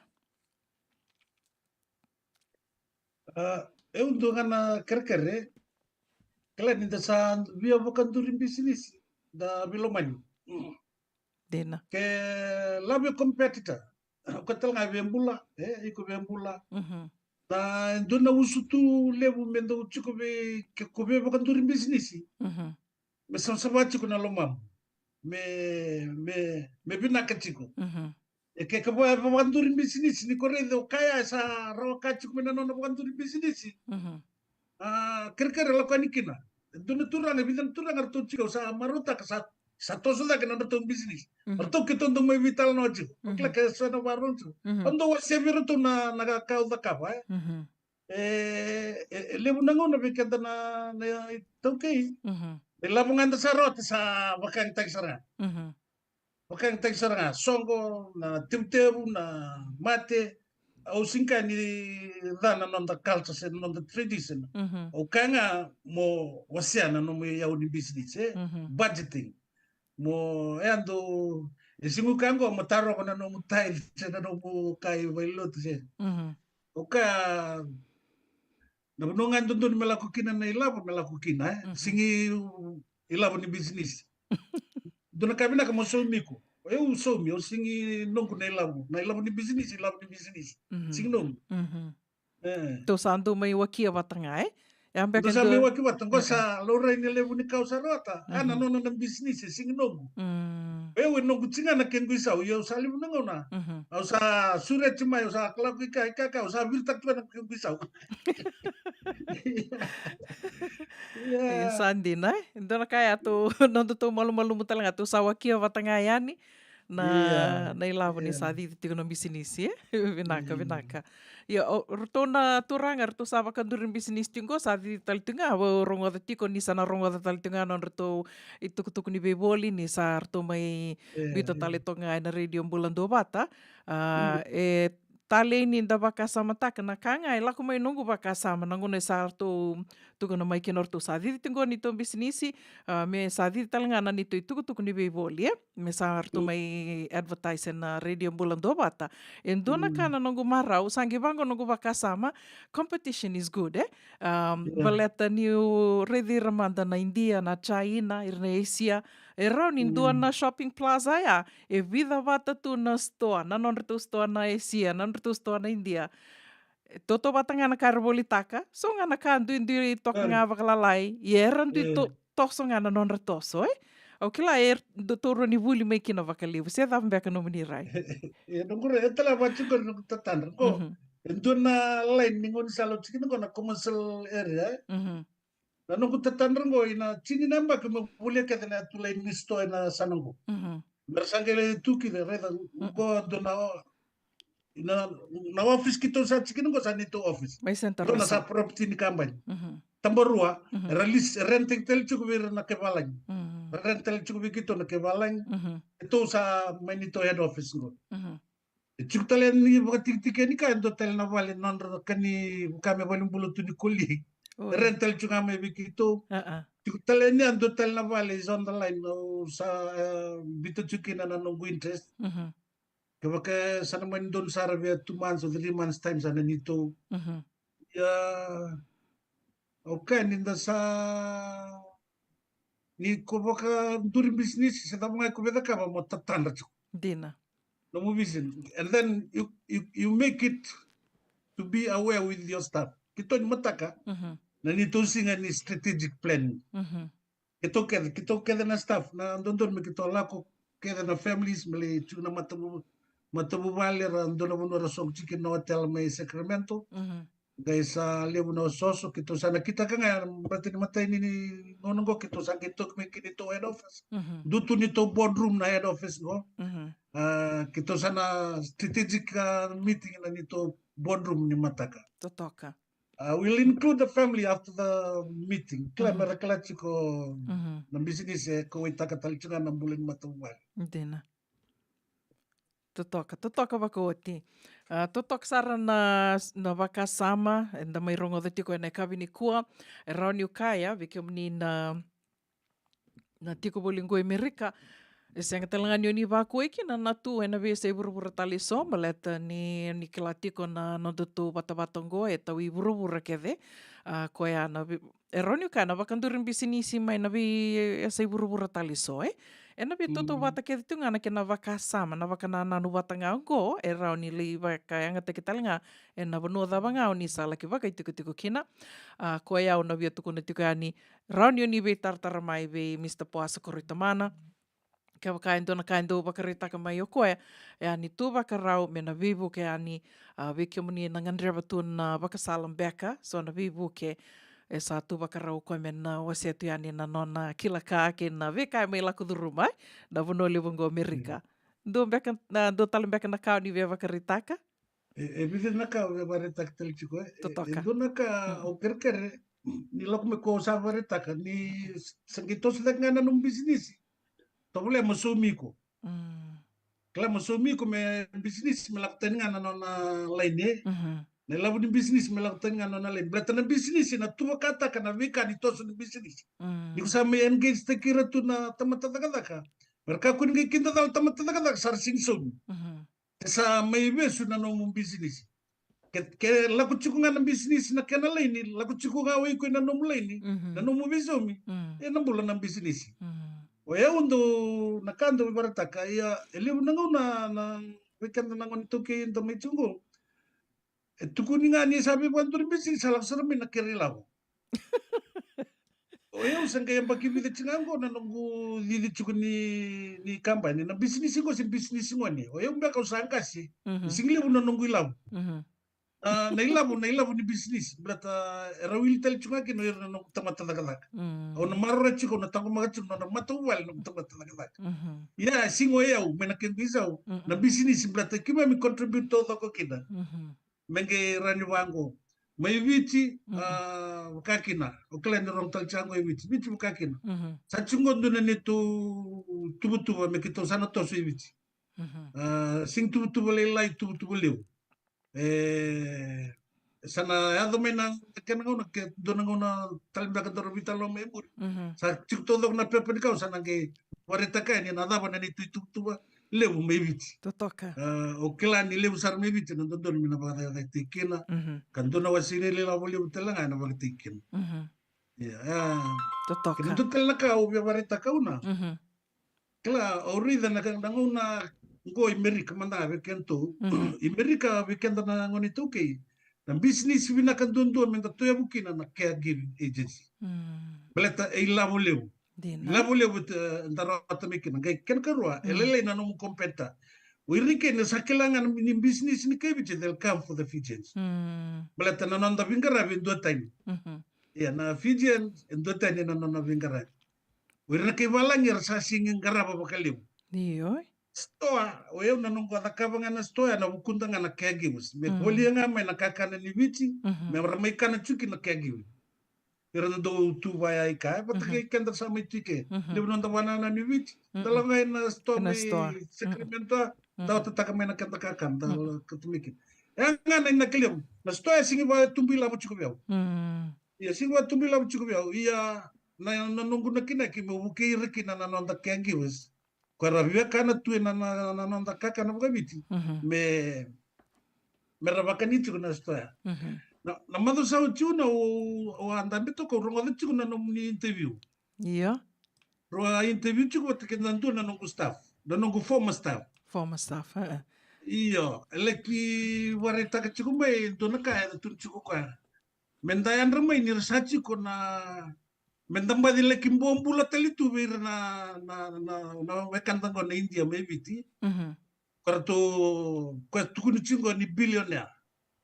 Tuni chiko o cha sale da chikin kasama imbuta ko da no gustete jiwa yau. Bodili bota kana kaka na kibeira na nongu tamata da kibeira na keke bus. Era tu ena living. Samai tu na nongu bakasa maya. Mele kambura keciko may ng bulan do wat na madaw sa utimbaka. Gona nung gubali sila so kadib ko may na office na utina na interview ya o wa ngiri ko ya. O tunada ko sala ko kina ke may but beside the point nakanga weka ya. And the vela ko 10 mengo na sinido no dabes 10 tu kina may bich. So sabi may wanduren do nung business ke. Karaba na nung business. Gawin na kata mo vito ko niya ng bulan may vale. Karaba na mabito ko ng bulan may bali. Enda tunggu na kena bura-bura. O ndo tal na ta chiko bi niyo sa birta kan do na badan do ni nando na bonongo karongan yo sonangeli. Watu mbang mitabino birta nga bango nandalo. Nandalo aro nilay. Birtalia ko singita dumbita sa nando ko ni kaya na bulan. Tumbo ngamay.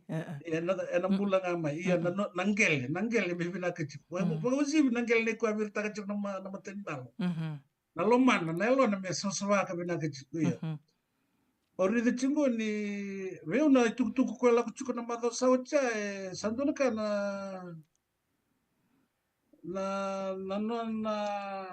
eu ni la kutuna advertisement no ira na itauke nambimbi ortuna mbula na stoni kandavu na kaba wana na buchiwe wana mbete obukia nirtu ngoni ni biti o kentanga na ngoni biti tungo meta kai mele toko na talchiko na business na India o chamenge market talchinga ni business ya o kentanga na ngoni ni biti asanto na vi wakal lolo virata kimekan tapi na kadekanga mo wara kanga na indulang me biti o ngai boleh mekin na kumkakan iyo mo sanggali toko na talchiko indua tentale asa lakini karua may bakangatakan ya nito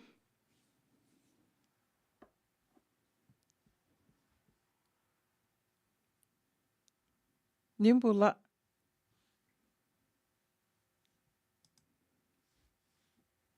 Senga ni madala e dawe e mai davu ka koso o to vole talemanda. Hello? Hello? Iyo. Wasota. Mai davu ka koso toka kia roni. Okay. Iyo. Sangi rongo di kam ni vinakango. Hello?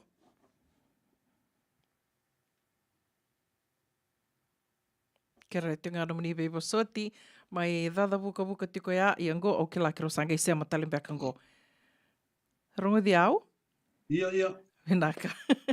Mai dada buka kos toka kia, ni a waka madala takatonga mai na makete na kena mai kona nanongu bulangi na madao sa oti. Ia. Dua nanongu former staff, former employee in the store. Ia, mai dabu ka kosto ka na tikinea. Roni ni to mana talemanda mai? Na mai wakalabi tira na Asia. Kwa na Asia kwa tunu tuchu kwa ni turanga millionaires billionaire. Guri ndonga na ngon India nungu supply na store. Ndonga na ngon India ndo supply chunga mai veo nge me kochu kwa. Singkila na mai na tunda kuni ngon India me le buta ko dakina na nongu caregivers kwa rasa chiko rotungo. Mira caregivers saranga ingir tal mai veo. Ko unge choki na meu na forma ko ala ko mekina na visurecha. Meu na bandon te kia wen kina blata. Au na kerker vi ke menina do wat chiko mai kina ni tu sto me Sacramento. Sacramento. Blata na mai tunda kuni nunggu tolu daka iliu ya kwa sa bitikito. Mai tunda ku ya nona chiko nangoni ni Indiango. I mean kwa nangoni India talango ya supply am chiko mai biao. Iya. Kembali na leo naka na mataron kina au satu kuno chiwa au kadib ko mai mikro vital na mother south. Sangi kila na dama na wuni na biala ko. Ya oyo ndanungu tatonga kenda me sama chiko ngana lomanda da vilomani chiko. Kau sabi na kata mo bukan dur bisnis ya me matai mo dakam na no mo bukan dindiki. When ni bukan dur na no mo bisnis ni ore da kaya ni bukan dur bisnis chiko sana wai labu chiko. Oi ko dakam na no mo groundwork. Dakam na kan dur mo dakam. Iko sabi takamanda na wanua Orida, ola ko na kena vitamban. O sa tabaka nga na nomu kango, nomu taliboni. Roni reda nga nangona nga ko rongo toki ni tal nong gori sa dabo. Roni reda na tambana ko of tagatume Amerika. Na weibu ke ni business lalai. Ora tungo le mo tunu kan tamban. Dia donga nungu taru ni bakarita ketiko mea ni supply batanga nangon India batanga ko supply mai na divine supply talenga virtu Supply mai na divine kay supply chuko nangon ngo mengay ko tawabo ki chuko vira na kerasa sulian non roda. Pana oda ni mangiti na burua na daw so chuko tunjuka na baka mau. Pana supply batanga mengay tungan chuko runan dola na burua. Non retupek. Na non retupek ka do na bibalom tigile rudan do la sing rotan do na buropek. Na kene karua kala menda bitata ni na vingatida. Menda vingati binaka. Dina. O eu nanongu via bos chango blata okana na wuni nongu abulia na stoya nanongu nanumir kenge. Me sawa kali leito kiso muna nonton to kota chinga na noodles na tini mati na tini bul makau. Kata kanin dal livin Karena sarang ano kanang bele o kana ota tayo kandalo kinaika maiviti ni livin chiku. Hanga na wuni kana abuli na stoya iya lolo bira sarve o na ne pakaro na daruya ni do chunga ni to ke ngeli to kono chukuma endo nga na business ni do na do tentale ke baka santa na kota mai na alo da ki na burbura le ko Amerika endo sengan rota do na ka Vinaka wakalevun da mai rongo da tiko na wakamadal ni Mr. Poasa Koritamana na Divine Group of Companies mai wakarita katika ni leu sar na kabi vinaka roni kai na kena vos taki undo rongo da wakalevu beira i Amerikango na kena vos taki babalangi roni kai na nuggets leu sar na nuggets roni roni mai tora rawa na vital no sena nona i wakamadala na kavi ni kua ke ndona ka roni takeaway na takeaway mai na vital nongo me vina ka tinga na yalo vina ka tinga na yalo to vilo mani tiko koya ena roni ka na tos ni business tos vaka business there will always be competition yeah, always competition. Yeah, vinaga me good competition. To sange zaka teki kenda to tiko ni kinai. Obambo ni waka samataki oira na sando volleyball na Divine Pacific Food Mart. Senga saranga nindua na kena nindua na buna mera na biu kina mera leo tatal na tal na banua. Kesar marau takatiko nga na ilako ni Divine Pacific Food Mart na kena do kautiko ani na kena kakana wambauta ni na senga ninduan na senga beka ninduan na kaya na wakabuna mera na leo tatakatali na kena kakana na do tal na banua na nunggurai ko nga ato sana vito ko ni tiko nga nondo to business na ngoni to ke me kuninduri nga kandavo menduri ka didi tiko nga katawa mundo Vinaka wakalevu Mr. Poasa Koritamana do tal beka nakani ve wasia na kavinikua berni mai dava no dor vital no endo nga talaga naka o beka o eu tiko na madalo ko mai sanala ko mikina na non tu engo nando na kor do korsar me bunuliu ya asa ubulia direct sa nga nanunggu stoa ya o kakina na kai vinakina ndavito ko ni chuka baka ngoni to ke kartu mani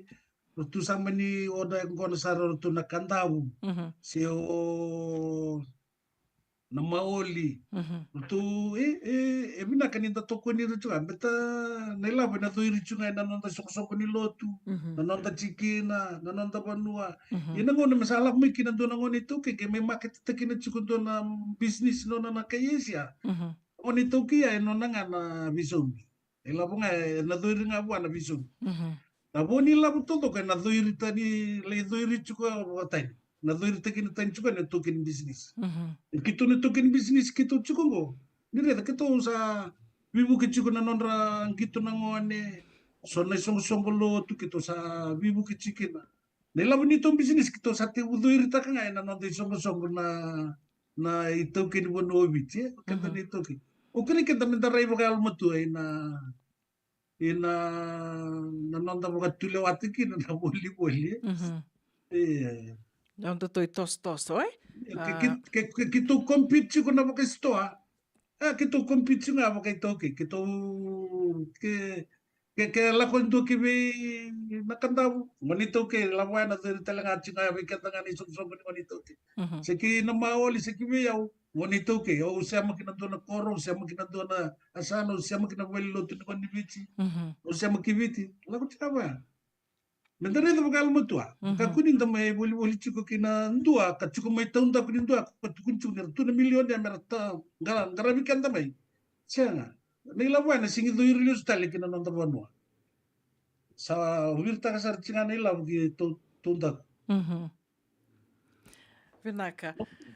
Irtu konga na supply batanga do baka nga taka kede tiko na Maoli Mart na Kandavu Store bakatelanga kina na Divine kirto na turanga tu sange mai toya pungo dua bata kede tunga na no mundo supply ya Nito supply kele chuka mbata sa chuku berito na kanalishin ya na turanga sarngango do nango ni bichi kwa sala ko kin nango nango staff sala ko kin masange musuki kito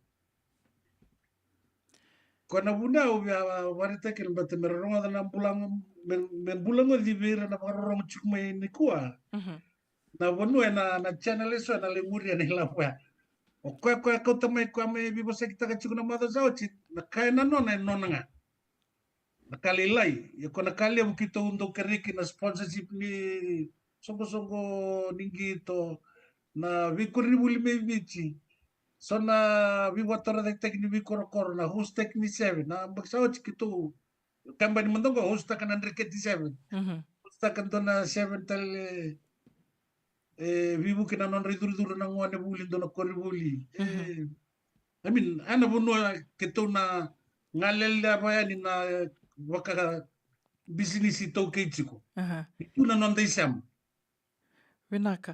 O ntua nga nungu taru ni tukuna ni o koe via mai sa via tangutu vi ke mundo mai vi koe no mundo supply ya roni ni waka matata taka mandana tikine ya sanga o supply iyo buanga iyo talema vi kito kana singa tanani to ila bunila kito nge boli le buchuku ba o koe nge bukan duni koe mbalata na kaya dakabo koengo na nunggu market ko wasa establish takarotu duru deliveries. Oso te o sa senga ni reid ke ni rawa.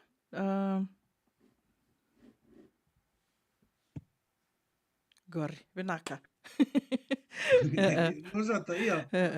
Naka kwa musiti yau se kila e mai market takina tiko entua bentanang kay market mengi ina na rina ni market o kana na kaibit na toke iya na ilabo na raw mika kibi toke ni business o toke ni business singi toke o sing musiti o kala ko meu ko me tuku na kiberto na Kandavu se kibe na Maoli Mart musiti o nga nila ko ko kinando tale ko anda binakata tunda me bit me anda walele tikir na bulan grasa tali tukar di ba katunan da economy bindo menga me toko na tali tuga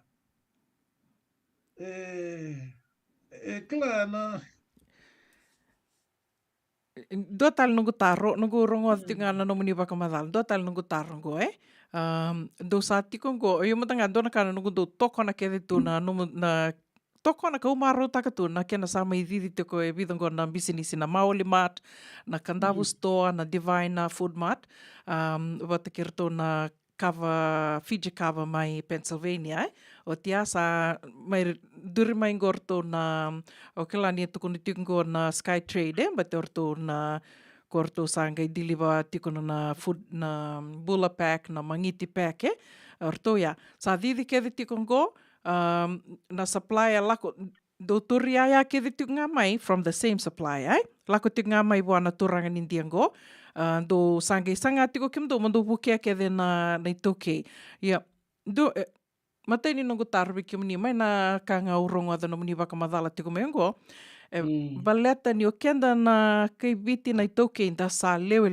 baka na kenda tuku ni exponential growth and a lomani vida na embakingo senga ni daba no muni rai na nungu rai ni na lebunga ni non to sto na kena vinaka we kenda to as a community me baka ni nda to sa lewu sa to wia na we state kede so don't you think na we buke talenga ya baleta ni sona bonu ando na senga ni tarara na Divine se senga ni tarara na Maoli sa artoro ni na tarara orto na Sky Trade odi non to kamba na Sky Trade odi na tukin kamba siang mande ni kilau, kilanga ni orto ngana dhorobongo orto na turangango orto boli mai orto kota mai wana non rtu na supply batanga ko ni bakamadala taktik mai ngor maybe it's the same Indian guy ko e supply tiku mai aberto. Orto singi boli sulia searching apa free beroto nunggu supply. Nah itu supply kita nih. Na kai kaki na singi lang kata kan irto kompita kana na strategi ni marketing ko da kabeo. O kito na kambani. And home delivery berarti nera living. Na living ko naka kotumbe na bakana nabi mo bulian do na ben deliver saran na matan katumba. Ira tungai ka ira torana telepon rawada investor. Iya. Na kai mo siti au ni a interview ti ko na turang ko interview ti ko na mado sawati. Tukuna chiko ko ya. Benda rai era tungo na milionaire abe bitoko ni ra billionaire ko tu na konto to ko na to chungo. Sing me milionaire setelah ni billionaire. O ko yang isanga ni so mi balele na nona bera na susu ni nona supply. Tang chungo mai de gri chau chungo mai na visita. Ya kartu sing to so sum chungo na sto. O ko ya matanggali batanga ke kito na to ya chungo. Kito business bobo mo to doko na kanga da kino kito. Betar tu sana le register tu ya na registration ni store ko kito sa chuko kito o ko e chuko na supply ni na registration ni bulk supply wholesale tu sangala kan ngon ni bichingo mer to le register and store o chame ngai supply tikira tu chuko na mai o kana ni tu supply todo kongo Sandina. Yo, ni Savaya, e senga ni dua na kia na wakana nanu mando vitala noa mera ni baleta me wakani savi toto wata tonga nom do strategy ke na markete, ira na caregiving caregivers e senga ni do via mando ndambe ndonge vitala noa takawata wakadab to takawata nga. They've got another concept kona na packaging is a big deal waka orto package takawai orto na nonrto na bula pack ngai tiko na mangiti pack o kemdo sa tunga no mundo market kona deliver ni werna caregivers na vi madawa ndo lako tiko na delivery na vi madawa e roni ndombe kana wakana nanu ya waka samataka mendo vital no ameroni didi waki watanga. Au sakadiru mai na turanga ko interview ati. Toto ko nunggu staff nga kero kan. O sakadiru mai nunggu office na singa. O chakero mai bitala no o sulia buana nunggu ofa. Atinre da. O cha ko atukuru chuko ni kortu singi tu dakada wata chuko indua na tamata milione ke yesia. Kala indua ngana supply nga ko supply chunga bikitu. O kila sa rongo dan supply ni kitu sa bangara import license, export import license. Sebenarnya lagu mainan itu import export license begitu tangu tu biko kena. Sali sangat talo ko na market kitu sa chuki no which is to household O ko sing chuko na license ya. License chuko bikitu. Nangon ni which kitu sa bandur business ro. Sandina. Wala to ko may do na maramango interesting competition Iyo. Koya interesting competition yenda dola tu na nonda to bata ngo na radio bulan do bata me nda mai vi o sei tiko nda mai vi tal no tiko vi bakarara mata kitiko na sombe kana kai senga tu nindo matata kina sobe kenda kanda vi bakongeti talitunga nda vi tarai da kitiko sema ni business dava tu samai wakanduri tiko senga walenga Amerika ina vi sai buru tali sombe letango endua na kala o lebungo ninda samai wakanduri business na ngoni toke o tia au ayo mantanga ndona kana gu marau takatiko na vi tala noa ni o tingo ni sa toso tiko na nondo to me wakanduri business i walangi me nangai lako tali na kena isema i viti Belata ni toke la tiko na lenga lewe tu me viti. Ni rasa ngole tiko ya na ngole na nek, na programa ni nek. Belata ni sasa nga nadaka me viti Yo, o kentungo toke la ke tu na resources tu me viti na nondo tu ya umbula. Keva kawale nga. Mera ni na lako ya ni na kena market taki walangi. Au bambuta ni na senga ni ndua na puna itiko mera na mbiumbi kina na ngone me viti mera lako Metola ko may bango ba kambimbi matangay na programa na nek ni sala ko tu pa ay. Kuya, o bambuta sa ruti kenda ruyani ko se do tali nakani veva karita kamay. Teman-teman ko ba binakanga ikum daw na radio bulan daw mata. Ba binakatali tengah di bikim daw. Dosulian daw na ko na meron ni Willa same level playing field na kinakaruan nga o kaya nga kanta na ngoni toki kanta sabi bonduria na non business na me sausawat nga nalok. Dina. Ya si maybe na punan tabi bondur business kina be sausawa kanta angkara da sanga da takaba na non tabi baka doni business. Si tu no doni business nga na no register ta no mulijin.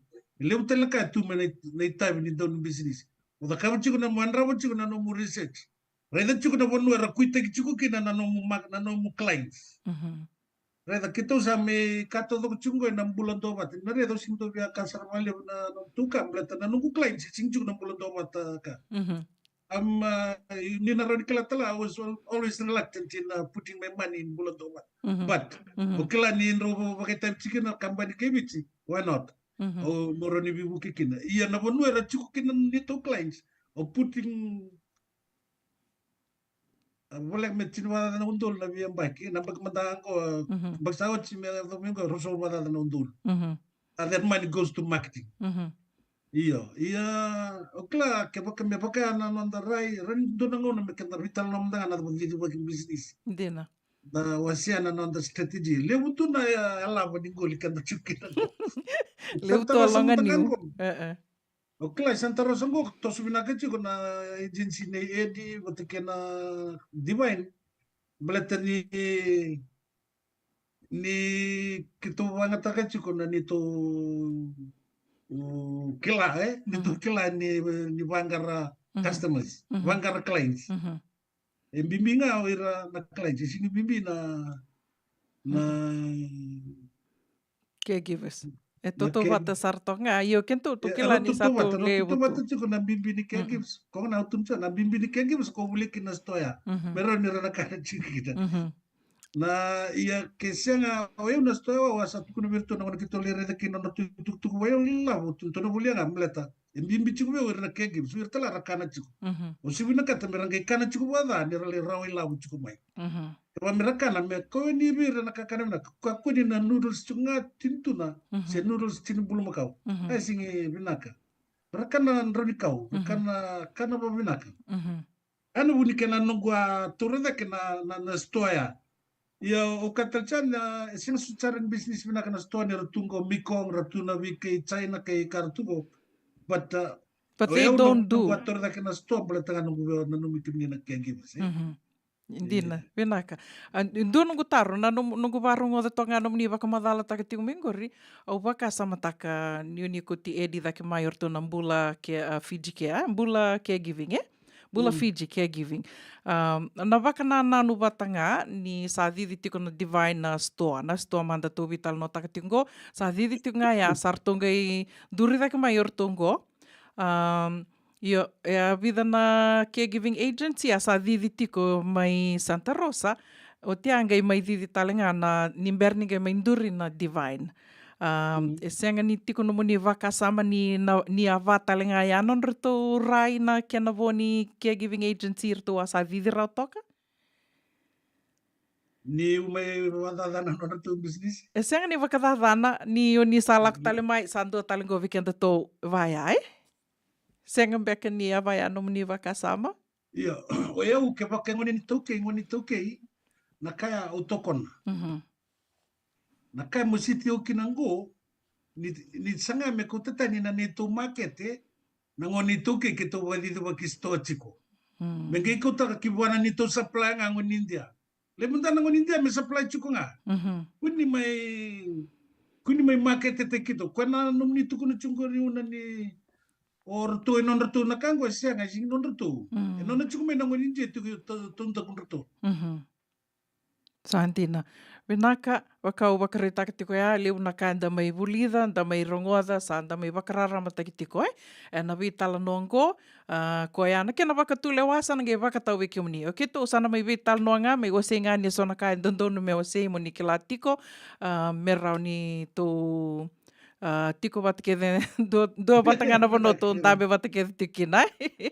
Vinaka wakalevu ni mai wakarongo da tiko na i wakamadala ni Mr. Poasa Koroitamana, dua sa roninda kaini sa mai toso vinaka sartunga, Achieving the American Dream, na wano levungo California.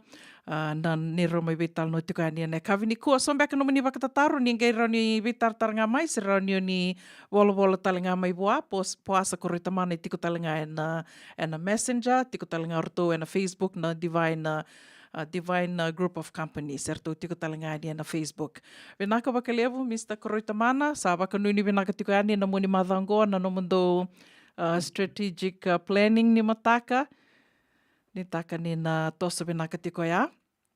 Naka na valeu. Naka.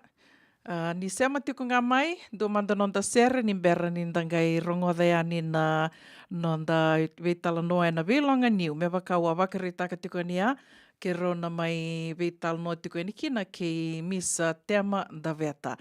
Vida ngana miniti ke rona mai veitala noa tiko ni kina o ke la ni sa reirai waka rau tiko ngo Miss Tema Daveta me na ngolea ni na leivili niu e na mbongi ni kua. Ia o se wakarau takamanda na nerau isema, do manda na itavi serengo kau na via wakambula ni kina vi kia muni kia de sarana sema tiku mai ne kavini kua na wano thavanga ni sema tiku mai kina. E sa iwurawura dhawa ni sema tiku mai kina na muani madhango, do manda na itavi sere mai ve Rosie Songeta na Radio Mbula do vata San Francisco, me kautiki anda vata tiku mai ni sa watongo e tini kawana miniti me ono na kaloko.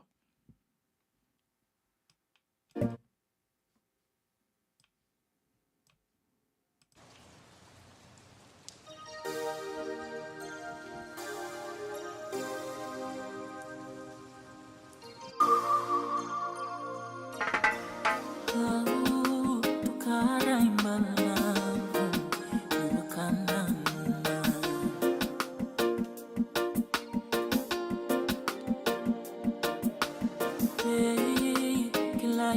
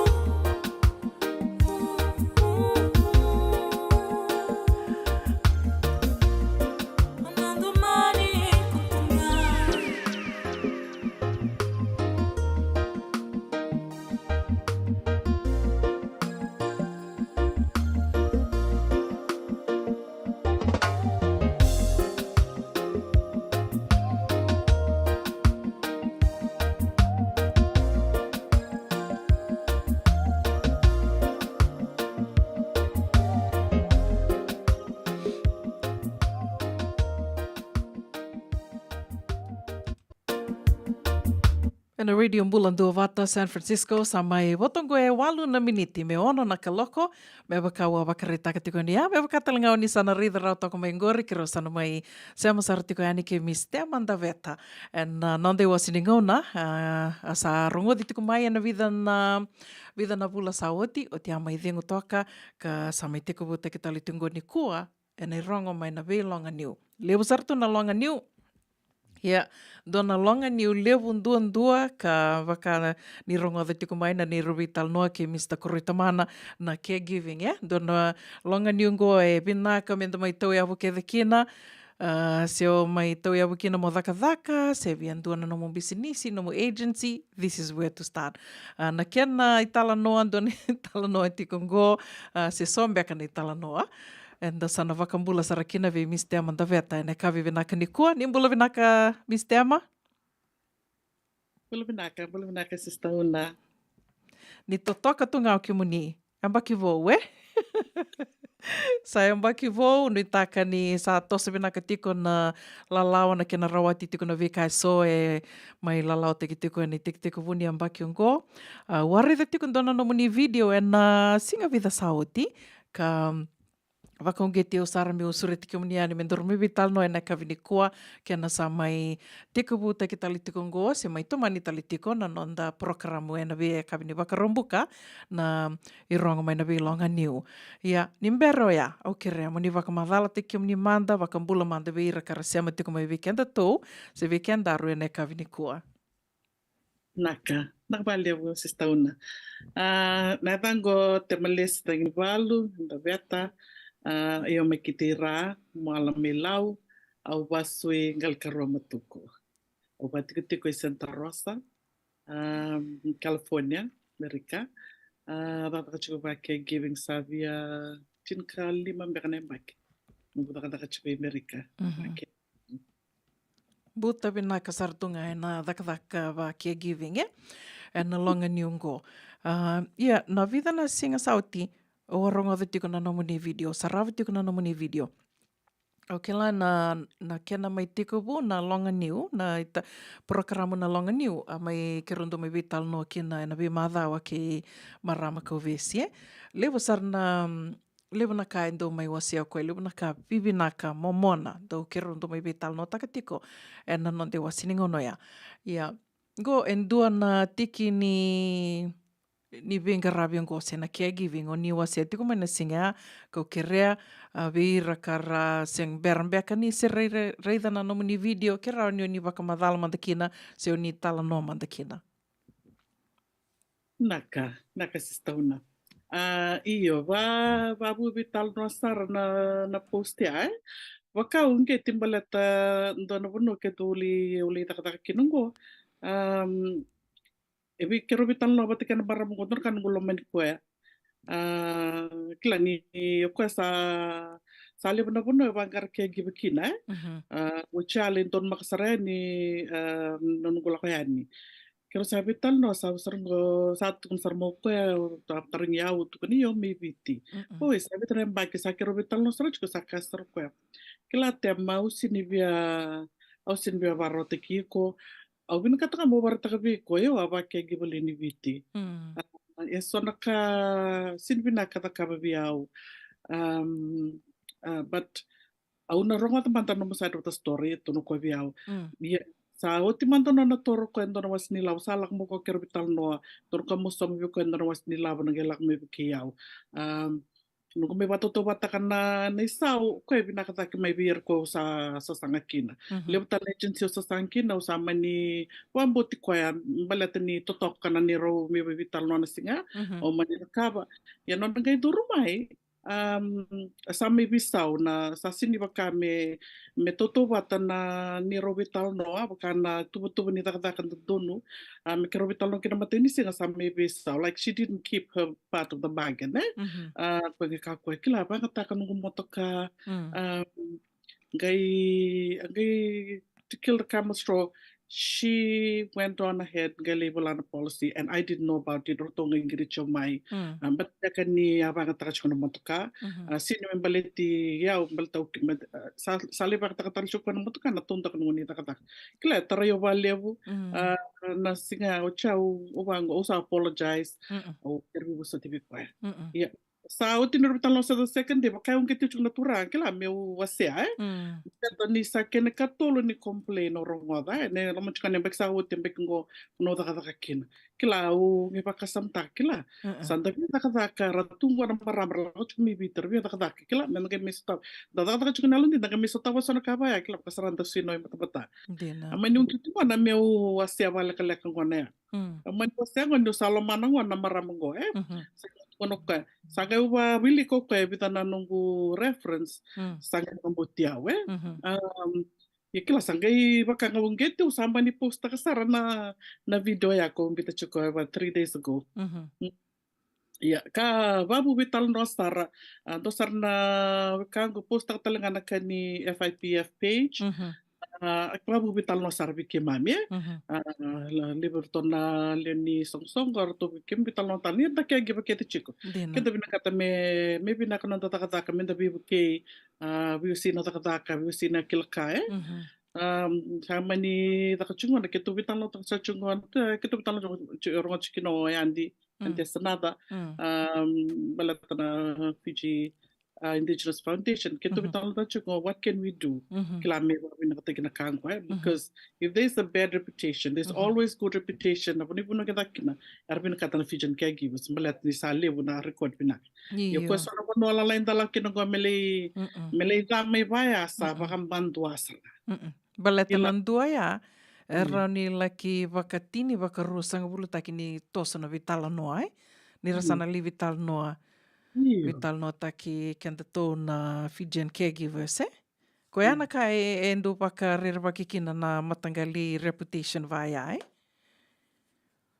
bakam bantu asa nga sa Mm. ko manten total ya kla mena singo posta kina au tortale vita tale na kisi talenga ko kila abuse ta kita lenga kina na gase Mhm. may bi sotal na kango sotale na nungu friends kila rambita may te nak sarang nung posta kambaleta kila en tapi marroy tapi ba marroy ya ta nanumira talenga no kanda ni rabia takdaka Mhm. ya kila bago isa ngunu ko rere kabi na kambeka menta huli Iyo, di na saranga. meta kana bital no menta weta kila Mm.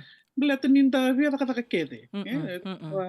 wala mi biti ke mengarabi Mhm. na via bina ka menta huli mbeka Mm. se ndor kamera tore tikene au no numa Mhm. na FIPF se porton na wambisi ngor bakarto pasa Mm.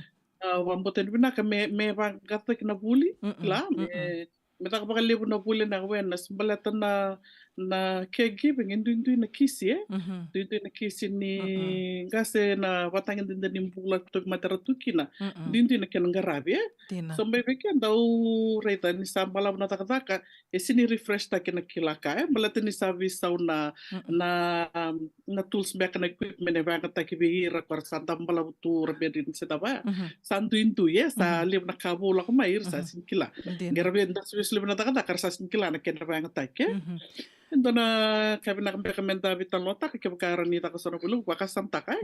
Rapuli urna sa dindembeka they need to be refreshed with knowledge and urna la ko mai ang kambe kamera buli menta biosi takai.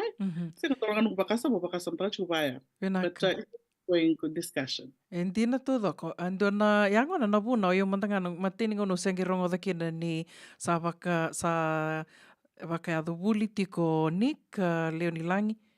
Au sa tuku na sartinga au sando tuku na paka wasoma na wuli. The modules ke de waka tabuli de tiko ikia.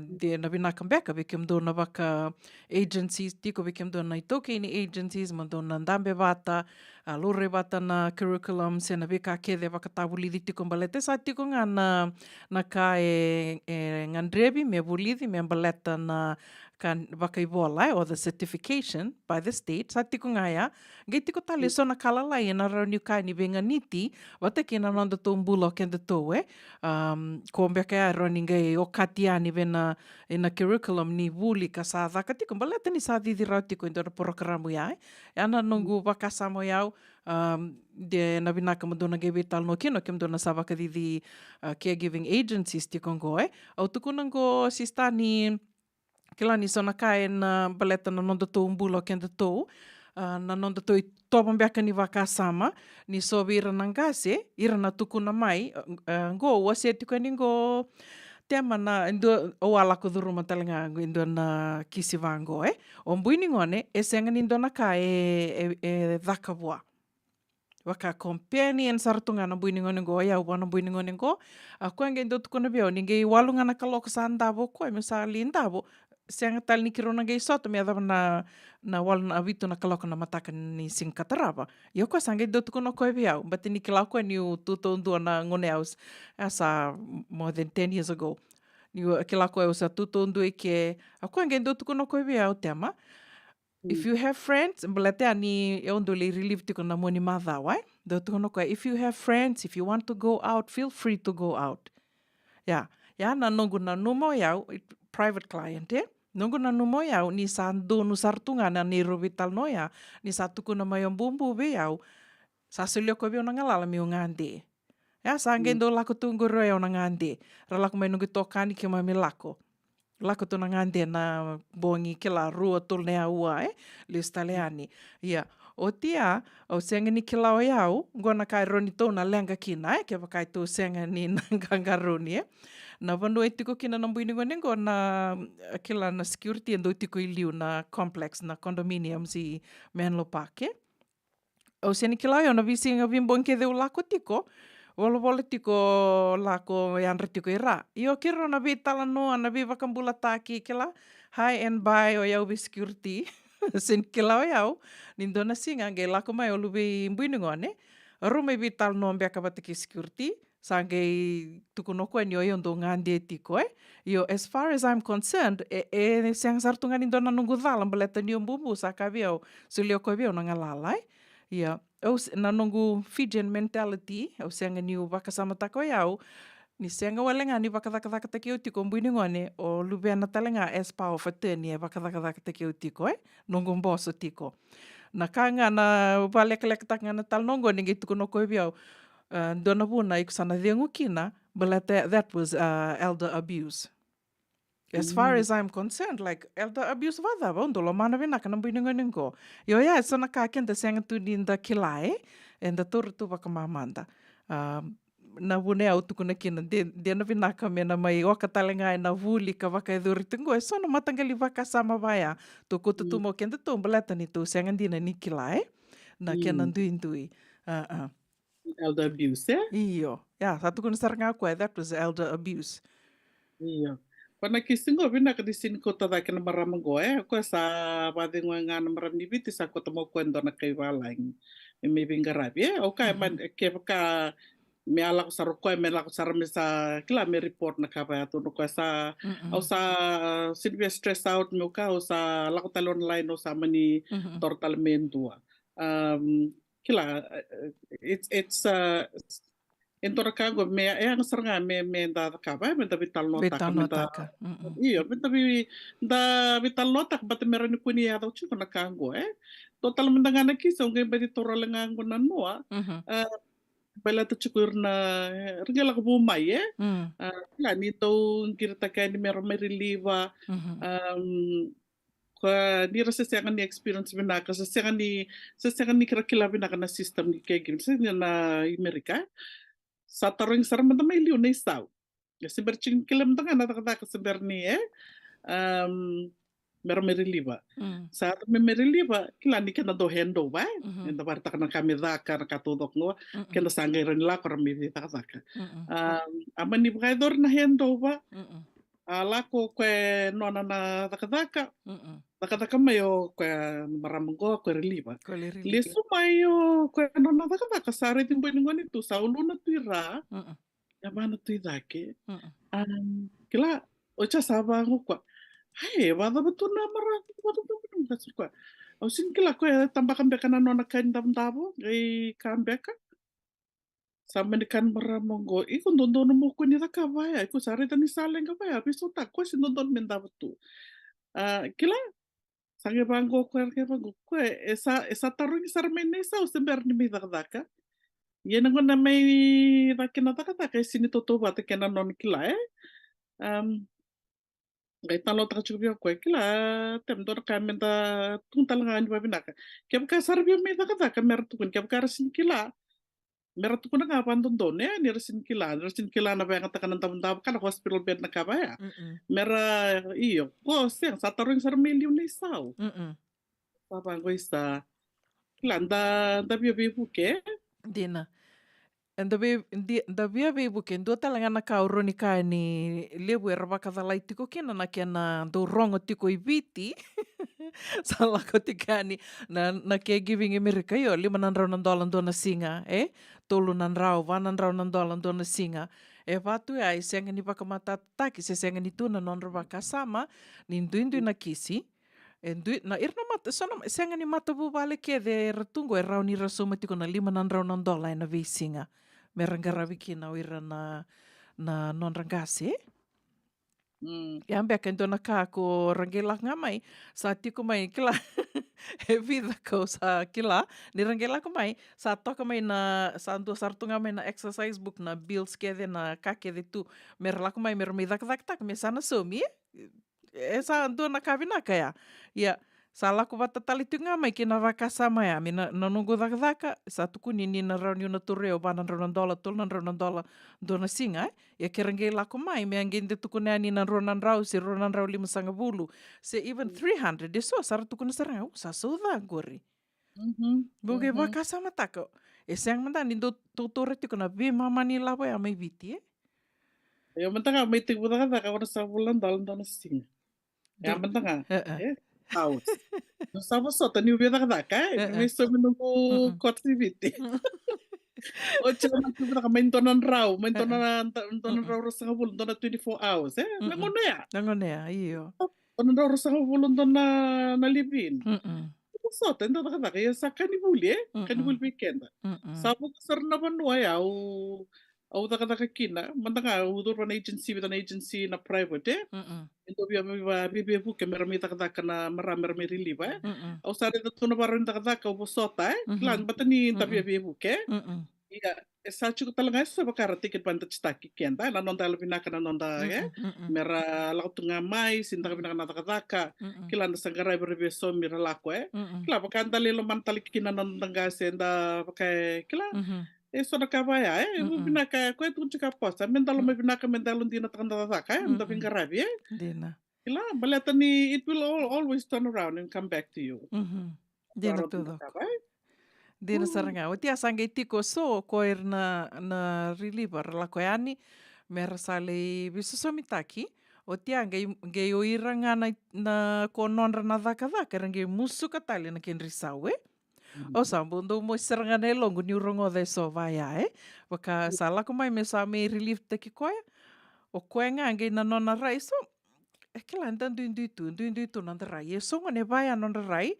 Seanga na nungu dhaka ngoa iau o eu kadhivi ko mai. Iku sala ko mai me de sosomi te ki au. E tubi au nandondonu me o musu kana ki o misau. Iku na seanga ni tora kede. I mean, really, that's the mentality, Inda nduinduitu ngona. Nungu rai matanga ni asambo seanga saranga ni dondonu me vai ambaleta ni koe sana mai sosomi taki ko sartunga Dondonu ngā me somi ngā nai lava ngā tortiko, Ne lava ngā o somi kina, Somi kina same rate. O saranga ngor, nindian saranga, sista. Ia sa tunga ngā weekend e so nal vai ai, vinaka sa tos kumina ngona sanda visa o chukumai, o bambuta ni na adona vital nongo, mena visa takananda ba sona waro inda daka, vi kamenda pelo mani pakalibu. Koe wa se chukungore pasa, endi na sara, endo na chukumenda buli, chukuna pelo mani, tikunda bi na nume, na takadaka, maro inda kadaka. Baleta na nonda lotu saranga na ibuna ule bu kana kanda takaba bira na nonda class anda to sarba ai men it's another subject como danga na nungu vingara saranga ndo reta na vingara saranga ndo tarang oi ko lotu ko religious kila sanda lang sar iyo kla but ni le bungona bira ma sar kalutungan ila rasin kila na kalundina Sandali duren bangum dali da ka total nga ngun salara rane tanto tali kina non ra kilanan kalu yan tali bingkarat. Yes, sa experience din non tambula. Dena to doko Gai o tia ngai tu tale so na kona na le reliviani. Goe roni veital no taki auroni kaya runa e sana Dana e sana e so sa le reliviani e livi na kadhake na non radhakadhaka, mai beira kara turiti ka non randina na dhakadhaka, e relevi buke, relevi sosomitaki, ia na non rabengaravi e vina kadhake. O tia sartu tali te ki koe mbiningone, o nangase, na matupu vale, vina kadhake na non bengaravi me sa mai dhakadhaka.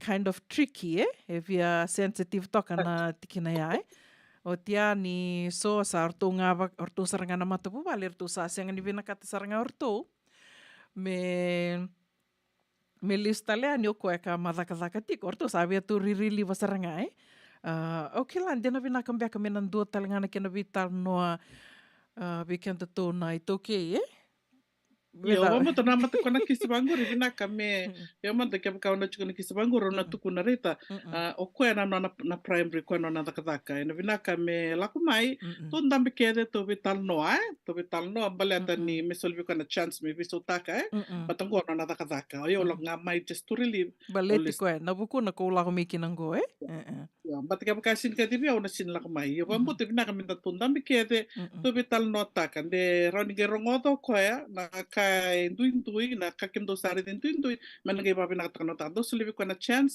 me biso takano no barenda kataka o bambot and then we'll take it from there na sinro ni bango balato ko we kagu we all caregivers o se go bambot eso pasar tungang ko na kisibaya sa o chinga sa badingu ko sarnga to na family sa durma ke reliva do bina kamendo kilai meta kuni binga chida Iyo, dina saranga. Sanga itu eso, era la koea ni relief rangi lei o ira saranga bakata kira me bakamer sange li viso taka na iso ni dakadaka Sarali to so eso bona so ni dakadaka. Ya sandu tental vital noia Quando mumbula talam takalipaya. Esa ya do chico ya do chico so weekenda. Boten na ronga do chico na vital no da chico I kenda lili weekenda sarna awikla experience taka na matanggalin duin na taka tunggo so rakutek no taka sarle anak taka so balatan ni ravia taka kila nakanga na taka na barote talbi ko na sang karon na binakan taka Hindi na saranga. Kanda lo manira then ya the merkelaki na nonda kalona nonda vingarabira ni nakana vinakaki na ninda takabi na nonda takataka urida takabi na nonda takataka ni lengkangani saya lupa ya na takataka lakutungamai Lakutunga ya ni. tatakutanga kalona pun nonda takataki ni balatangwana ni vinakachukana londa vinakachukana nonda vingarabi ndalo manira kila tatakabandu ndonu na takataka kanyo lawa kita kana kay nomu seo vingatida sa kwa ngaya ona sindendendo na panu ona stop tungana lenga ona sindakadaka sindo bya ngiriti ko yan nimbla tangana no mi bakaraw na takabo wow minta sanda ngaro ni na takataka ta vingara vinta takapa na takataka Dina todo ko. Vambota sa roti kenda vinaka saranga. Dava vinaka ni vital noya. Bentangaro na saranga na nonda takadakan dan dinata. Dan dinata ko talangaya. Na ibakaraw nga bakarutaka. Na bakaruta kita leviko. It may be good right now. Iyo. Gabaka sama taka. Iyo. Vinaka bakalevu berninda rumay vital na kaviniko ndo talembeka na kani vewasia verto na sema tiko mai. Obvia wasanga ke buka andarani vital nota kasenda bertomdanga na pa agency sare da salib sarong marta ka undo retanga ni duen dalapan na agency sandor kan kumara we Dina. maleta ni klan da kadaka ni lebro las kumi biti sar migration da kadaka ke buka rani rto pito kundi taka me ntona platform merapuli kina urna nonda rami biti kla merapuli paleta chico dona it's very challenging na takadaka na nonra may assimilate na culture ni Amerika rabia takadaka ya chico tale na culture baletir kiba langi domanta nonda accent rendre meranda stentaka and then dona bono and then torani bibus betal no medakina na vuli se and there's such a but there's this other thing about na culture in America for them to understand assimilate kaya nirlakamai everything is boom it's so fast and it's culture shock going on time ni kaya sa Fiji time sa bera make your SBS no bino kaya sin understand ta na kataro kila tuna I don't know how to operate the hoya I don't know how to operate the hospital bed kila please show me but then in the British mentality you just can be reserved ni the kila bakan ta bantua but the tarbang ko pakau lilo kai that's the weakness but America kila di European kila they ask they ask questions I'm just saying it's nice to keep kanda around ni we was say takana kilkan we was say takana we try dake we buke nakavia wasya wala na wali sar sistema vinaka bakalevo temanda beta ke romai ve wasay tukaniongo and nonde ronga mai na ve longa new me bakani levu sarto na longa new tungo Amerika ia na longa new levu ndundu kanda kila ke ditu go na longa new ni venga ravi sena caregiving ka sama rota kitiko ni sa levu sartali tunga na ngoni toke sama indure rau tiko na non caregiving agencies to vi toko ni takawata me vinaka tiko na yalo bakaliu ditu ngana ka ke na koe kandondo me na bakaliu ditiko venaka bakaliu sistandor ngai mai veto mani talitiko na ngona davanga ni via tala no mai kena sando ala tu na batavata ngona nondo to batavata keve na radio ambulando vata San Francisco na wali star sistema na wali na kimni na warong tiko mai ni kalunga tikitiko pili ni wali main things are kare tosa tinga na vili niu kuni dengo na vili niu ko ngaya to sa mitiko na longa niu levu ndondua waka nui ni vinaka tiko yani saving ana vanua ni sama tiko mai kina na kavi vinaka ni waka rambuka ndai singa levu tiko ni waka rawai weke mundo mai nonda ni takini ni mbula vinaka tiko sa mai sivitongo na ono na tinika dio na miniti na radio mbulando vata San Francisco no manito kaningo una buninda kua ni mbula vinaka matan ren tiko mandanga se vadava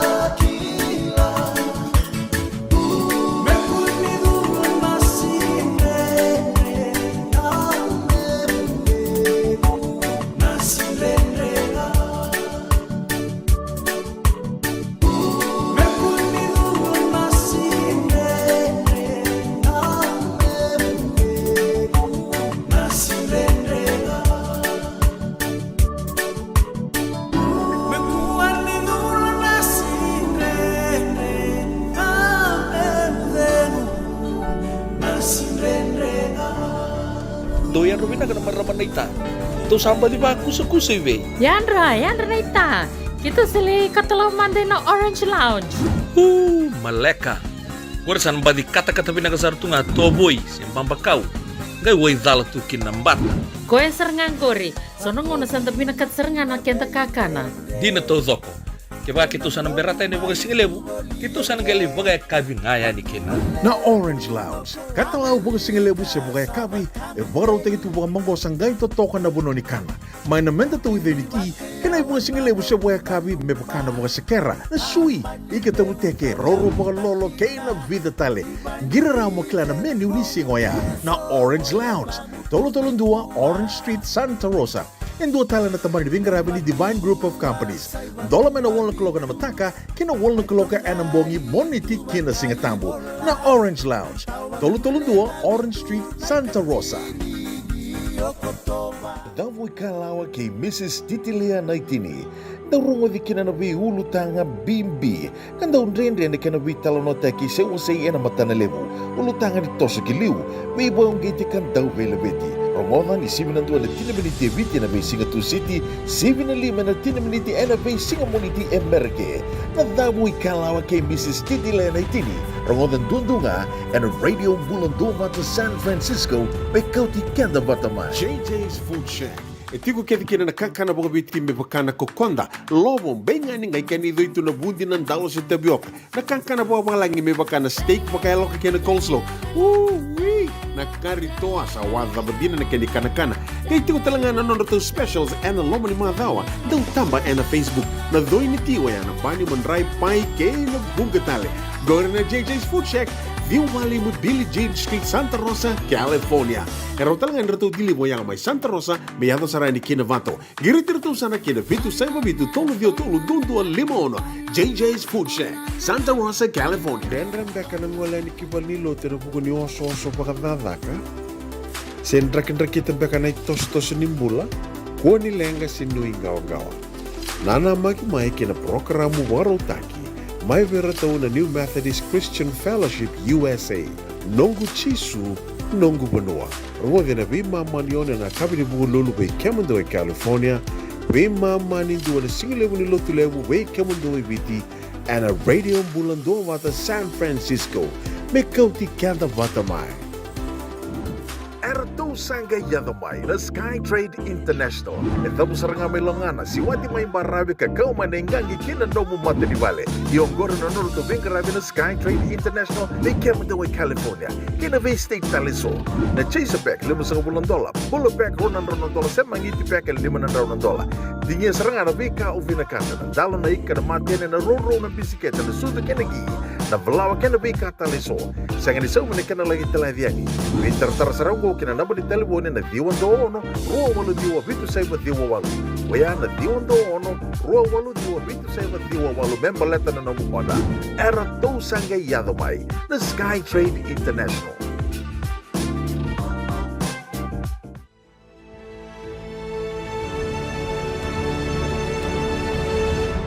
Onggon ay rongo may bala ni Songo and a radio ang bulando vata San Francisco.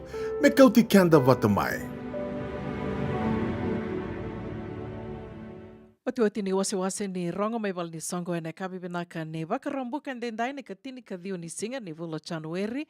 Matay tiko nga ni tuko membaleta tiko na buli kasan tomani tali tiko ni mataka. Goen na buli ni caregiving. Sen longa new kero senge mai betal no titiko kina ki tema anda veta na kavini kua vakai dur tiko na matai ni buli ni ambakyo go $2 rosanga bulu kaba ni HCA Caregivers Module 1 vakai dur sartunga ni mataka ni kerusanga bulu ni singa e Santa Rosa vakaruai mayong go na kerusanga bulu kavitu ni singa ni Vulo January vakai dur tiko kina na Module 2 Practical Caregiver. Module 2, Practical Caregiver. And apa kaidur talitungan na bono batanga. Kaya na ituko-tuko matay lalay. Ningi betartarani kay Nick Leonilangi. And Messenger. Tiko talanga ko na Messenger. Kaya vakain rendre. Ningi betartarmay. Beyaw sen na non tu bata ngo na messenger na radio bulan do bata ron yo nang sulia talangani no na namba sem ke semati ke mani na buku ni bakta taru membaleta na buli kasabebu ke sarti ko bakalebu na longa new ronga lebu se na longa new lebu ndondua kanda kila ke tiko na to ke inda samai bakai tiko Amerika tuku kataraba o te talitungani tuku e adorati mai na non de wasini ngona vata na kavi benaka le bakarumbukan dindai gona na ni wasotiao na mataini non to sota na Bulioti mai na LDS Church College mai Tamabua weekend to e California kena bibo no vole kata mataiti ko ni non to sota na Mbose na Vakakavi kana wakaidhoritiko e na wakarombuka saranga mai ongo na karosanga buluka ono ni singa ni January e na wakaidhoritiko mai na non roitiko na saumbuli na yau e na vitu diwa ndua vitu 43rd Avenue, Sacramento. 7917 43rd Avenue, Sacramento. Teko butiko e na vitu na kaloko na kavi na teko bu na wakakavi o tiasa na ngai muriani na Mbose. Keni tuku matela lai rao ni o ninge vitartara ani ke serambali na ngasau si o seli na saumbuli na yau. E na vitukutuku e soe adhora tiku mai na non de wasininga o na ni rongo mai wal ni songo e na kavi vinaka ni wakarambukan dendai se mani songo dhabanga do tiko kina se do sengai lalawa takatiko me na tau yabu e na mbakiungo se mani dhabanga na no mundo tuba go e dona ngoni sala e rauni na vivu ki tiko ni kina na radio bulan do bata ke na mai kadhiwa ki wali tiko e ani na no mundo sasanga se na Mbose Mbeka na lotu ni tikina lotu ni asana ni wakota mai rauni na mai kadhiwa ki tiko e ani na nonde wasininga ona ni rongo mai wal ni songo rauni binga me na messenger radio bulan do bata messenger se ni mbita talinga mai biau una buninda kua se vitali mata kimbau e tiko talinga na messenger e na radio bulan do bata.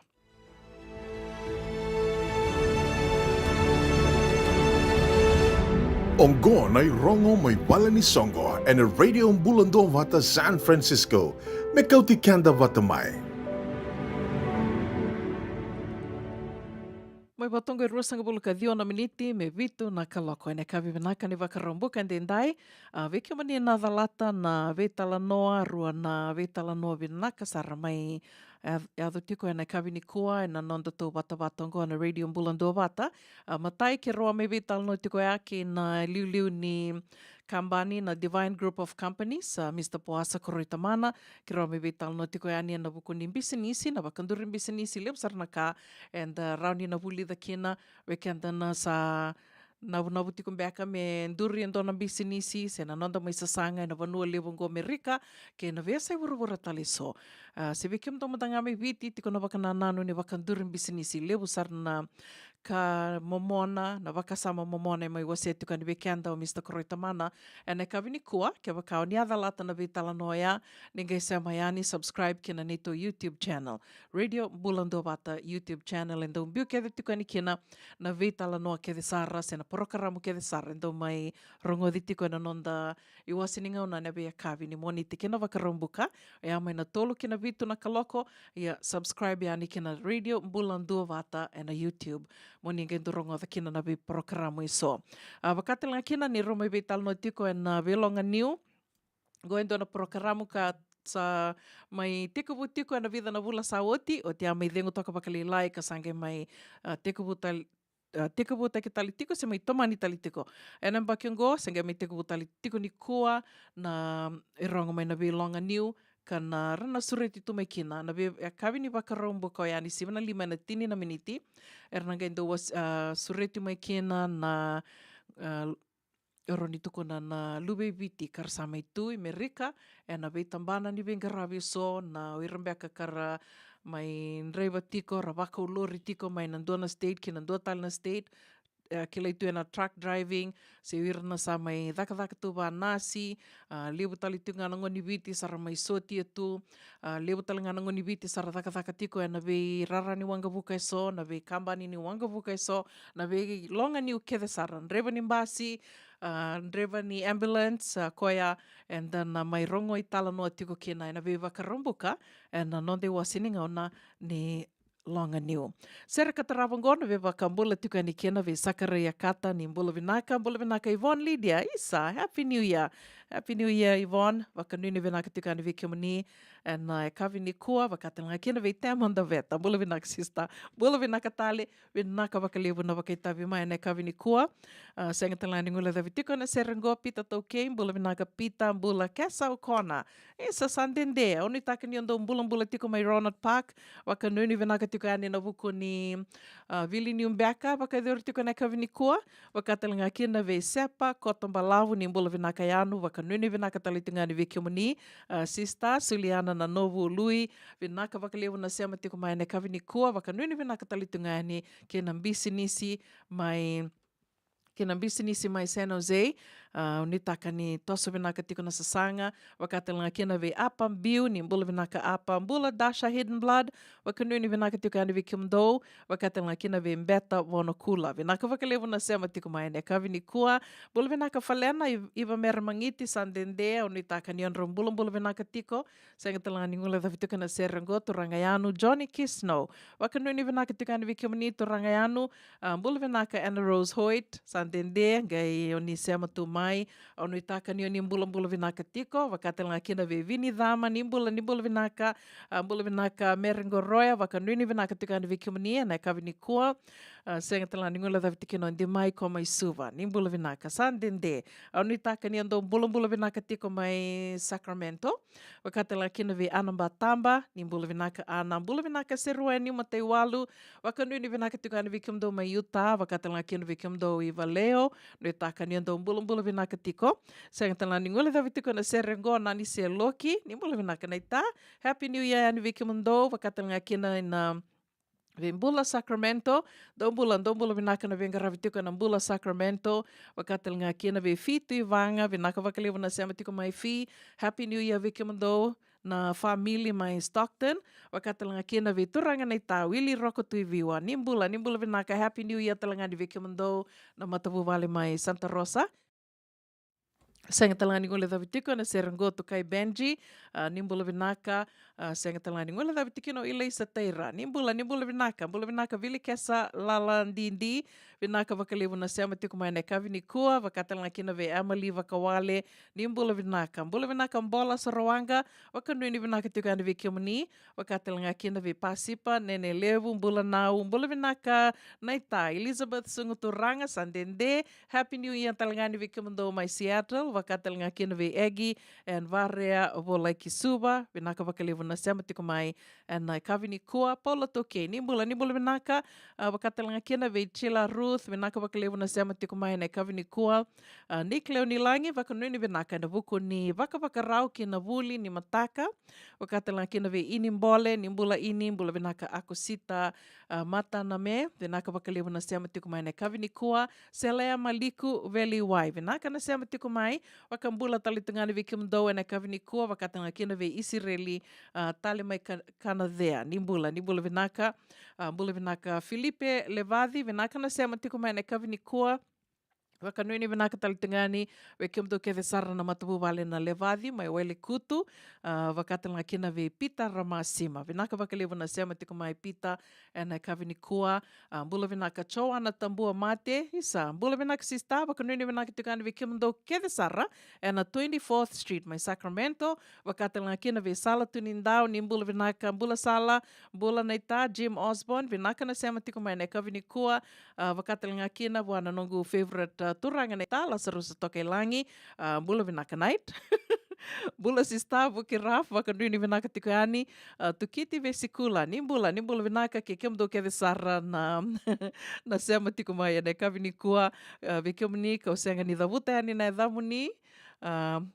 rando tuku ngai ke nothing personal wakanuni vinaka tikoani vekemni keve tools down se vadava ndo mandana kena da uir mai tau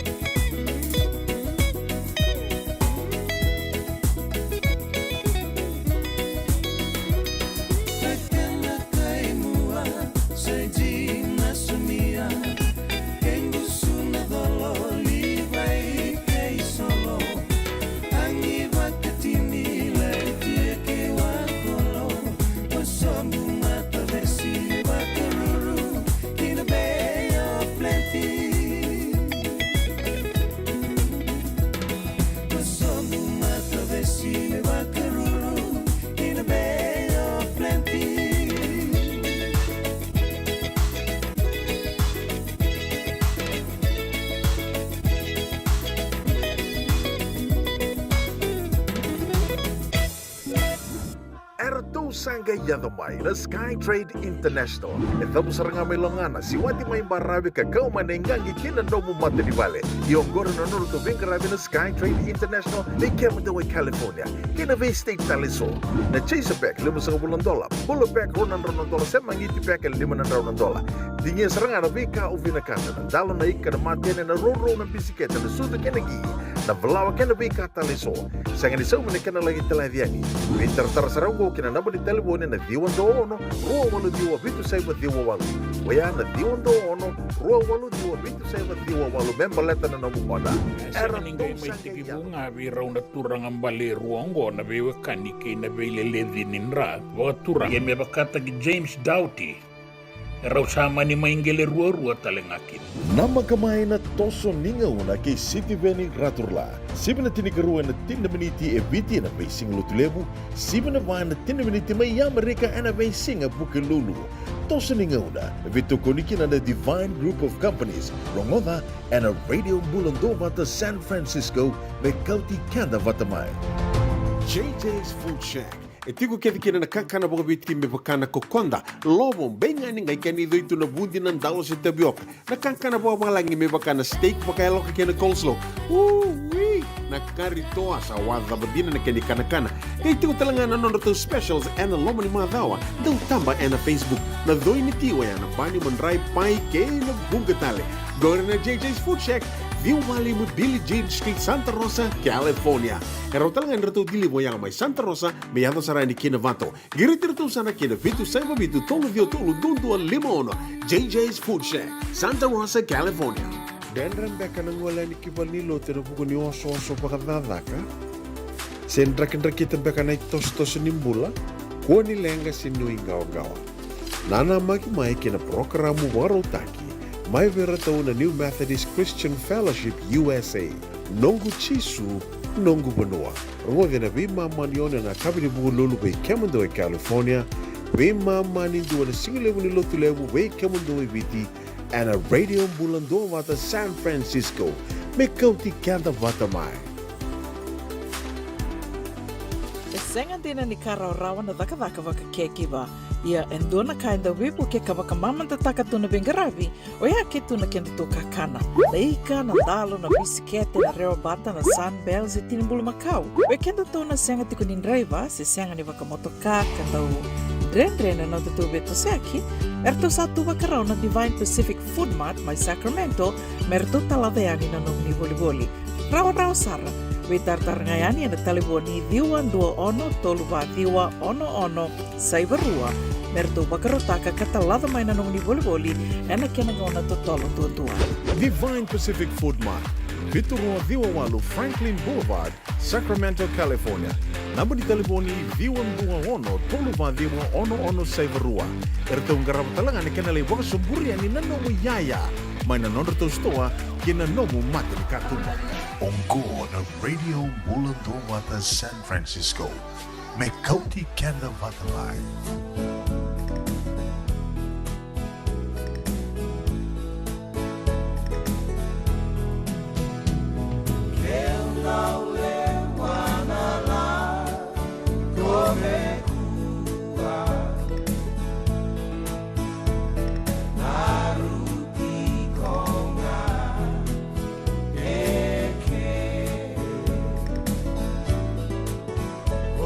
Sani, yala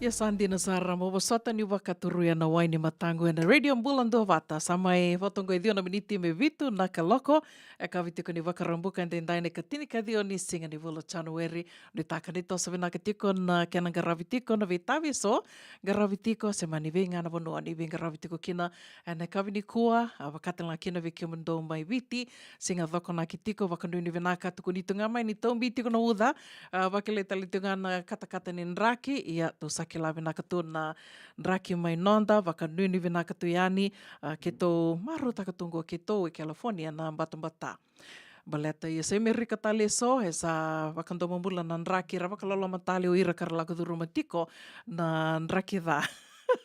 na nraki sua-sua wakanuni vinakatu kane na kavini kua waka rongoda tiko na sere waka samata kasar tiko na veka so wa se tiko yani na kavini kua nonda to tiko pumai na tol na kalok me medo tiko ko endona ka ubia waka bimbi takatali ka ubia waka ndreta tali tinga na kavini kua o yana nonda to sanga menda to Vese mati tiko wakamata bubale wakasamata tingo ya na 360 app levo nango na ondo mai wase tiko yani ia oyo matanga wakate kiau dodonu me ona sanga me wakatabuli dio kinai baleta ni o tinga rosando tuko ni tiko no ngone lewa ni oyo matanga o senga tiko ni kilana kena waka ngataki se me rawani na reida ibe na bonu ero tiko kina na ngona waka me ondo lia di meki na bimba korona ngonengo tiko ibe kango tiko ibe kango kambimbi menda na download taka se moreda me tiko na nomo taliboni na 360 na app 360 yamandanga na app keto kila tiko wakamata bubali usenga ni kila na app da vondo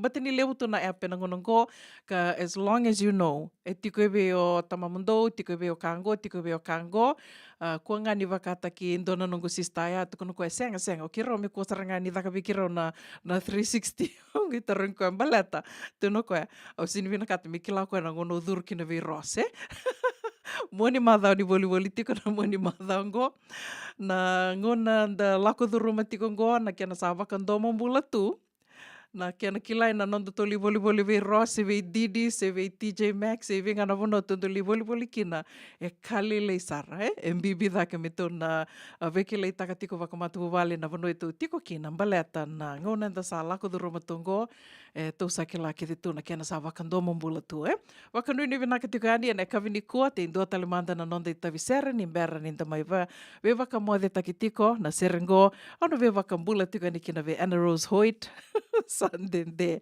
vinaka wakalevu na sema tiko mai na kavini kua na ndau sema tiko mai na vengo na ke sara o nindo ve to koni tiko me kina o ve waka vino vinaka talitunga ve kemoni ke sara na Leoni nonda to matapo vale na radio mbulando vata ka to samaya dhova tiko ngoa na wili levu ni vitu sanga vulu wakadhadha na undolo ya sambundu tiko na wili levu ka sa ko nga kilangana kalo na nongu wakabinibinaka. Kali wundina tiko na wakabinibinaka vikiomni sa nongu masu. Nena sombu tiko na doana be wakalo nga taki nena rongo di tiko na nomuni masu na nomuni ngangandre na be kavinaka kede. Dutuko ni to the righteous intentions of your heart. Balete sotal nga ngangandre. Sa viang buto toka. Wakandu ni vinaka tiko ani mbula vinaka Dasha Hidden Blood. Vinaka na sema tiko mai na kavini kua. Senga talani ngula davitiki no TJ Nyumbala. Bula vinaka leli, wakanui ni vinaka talitungani, ane kavini kua ve mara ya kaisuva. Senga talangani on dongwila thavitiko kina, na neto favorite Dragon Family. My gading, wakatalanga kina ve Vave sikula ke Atela, rombula vinaka da Vindo Veni, bula vinaka Anna Rose, bula vinaka Teva, ke kimdo ke de sarra mai Aloha Land. Wakanui ni vinaka tukani vi kimdo ena kavini kua, sengatala ningula da vitike no Dhama Rimbaro, ni bula vinaka Rabuama. Una numa nunda runga una. Sini rosi ko sambil, kibabalangi osang olekina. Au mo de bakada, rakida tunambula, sengatale nindua, saiko nga au nanuma. Autuya wasaramai mai bola tangane nauna bambe kale yendaruna sota tale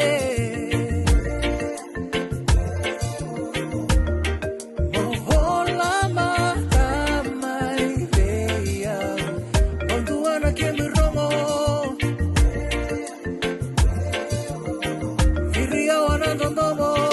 Seni watalili nangu ndalomani Viria wanangu wakana nanu Wakadiri loloma nondarunga una Ikondina na yalewa andomona Maina ngauna Daruveirai matakina Sengasaga ni alirawa Otuvei au matakamila Ise sambo nongu liliana Mumba uvoleka rosivula Sengatale nindua Saikonga au nanuma Autuya wasaramai Mai mola tangane Diri awanando nombo Nauna bambe kale Endaruna sota tale Isa sobo nagulewa Mohola matamai veya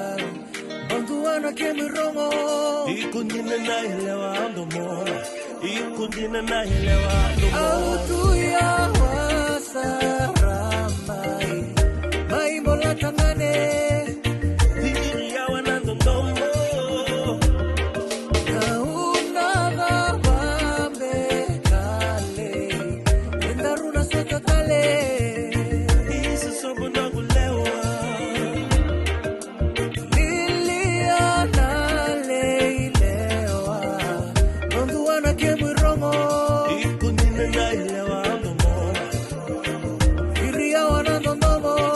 Seni watalili nangu ndalomani Viria wanangu wakana nanu Wakadiri loloma nondarunga una Viria wanandonomo Seni watalili nangu ndalomani Viria wanangu wakana nanu Wakadiri loloma nondarunga una Viria wanandonomo Seni watalili nangu ndalomani Viria wanangu wakana nanu Wakadiri loloma nondarunga una Ikondina na yalewa andomona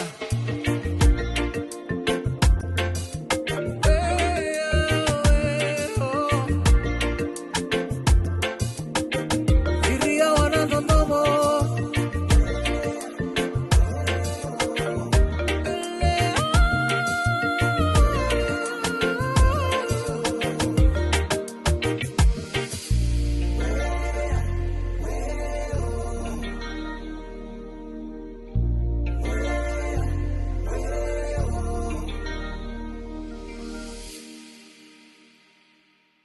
Bertuna lawa na Inside Out yawan na radio bulan do vata nonda to beba kamaru ta kita lenga ya sama vitun do kena na kaloko sana mai dava talitunga kena na nonda wasini ngona vata and kabi benaka ni vakarumbuka ndendai onu taka ni nandua na muani madha benaka na muani madha ngo semani dava ngai tu au ni taka talenga ni na rauni nandona ngona meto mode matanga kena ke rua se tolu na yaua ni nonda to mode saramantanga Boko na taliboni me kota lindona ka me vaso sate ke kenda to na moni madango o ke la sa nambo ndu na tosa vina koya. Waka ndu vina ka talitunga yani ve kemni nangai sema tiku mai nangai tomboka tiku mbeka mai nambu ini nonda to prokaramo ene kavini kua Sengana lenga. Ngono ninga lala kina, ninga se kova taleani na nondo to YouTube channel, o na Radio Bulan Dua Vata YouTube, ke raunio ninga subscribe ani kina, na vebu ke saratiko bakalebu, na ve porokaramu ke de sara. Do mai rongo de tiko na nonde wasini ngono vatango, biutiko yani na nondo to YouTube channel na Radio Bulan Dua Vata YouTube. Nomoni to kaningo una vuninda kua, kalau ngata tiko na bula, me adava nanga una to nagai ve rongo din domo tali tiko kina, ni te vakadiango toko manda. Rarani wanga buka mainanti, erui mosingina. Wakarauna bitala tala Siria, ruya wasara. Dua na yang baki beya, sering belabundina. Elomani wanga buka mai tutu baga malua. Waini matangu ni wakana numiko tuinomulewa. Tunyana elomiko nandina enanomu bosa. Enabosani yala yala darua nakido butabata.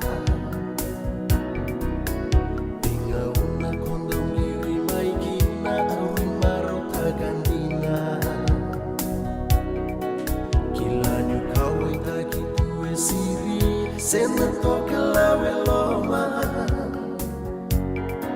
Ndawuni reki Nyunga urongoda Nando mogu nogu lewa Haibakandei Semanitu Veyo waking haulomani Tuana singa taleponi satangiri Meuka viviani Tabalebu sai rono mai viti Minungu daulo mani Dua ngana nawe kamu kemi tala noa Metalau dhaki Unawa tingu baleni nangisi Melaki laso uni Sengai olo tiko ngano gulako Sabi babilaki Sengani rawan yubo sota mea doma Nanongu lako yani Usaka mida konda udu kuna mai Oh mai lasutaki Ai kuri ni oda kina mbuno nongu lewa au tangi Au mai na kita longu wana singa Neulako buniani Tuturu nawa ni matangu ni salalan dina Nondaru bale Thawun leka nongu thala veiko Nongu daulo mani Ni veka kere kubina kata lewa Aumbini ayani Mode toka mana nongu lewa Na nongu bakamau Nondaru nauna sambaruno wale tu Ngani bakanananu Kena sewa Nusenga niulewa Nalo mamu nalo mani Mongai lo mani Koyan rausa Nalaki bagawati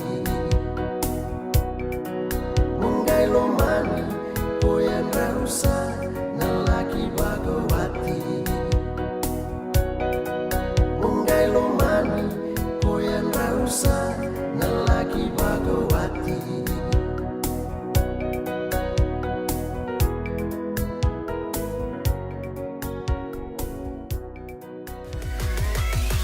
Radio Bulan Dua Vata Mekauti Kenda Vata Mai San Francisco ki Burubura Sema mai ngai wasea yani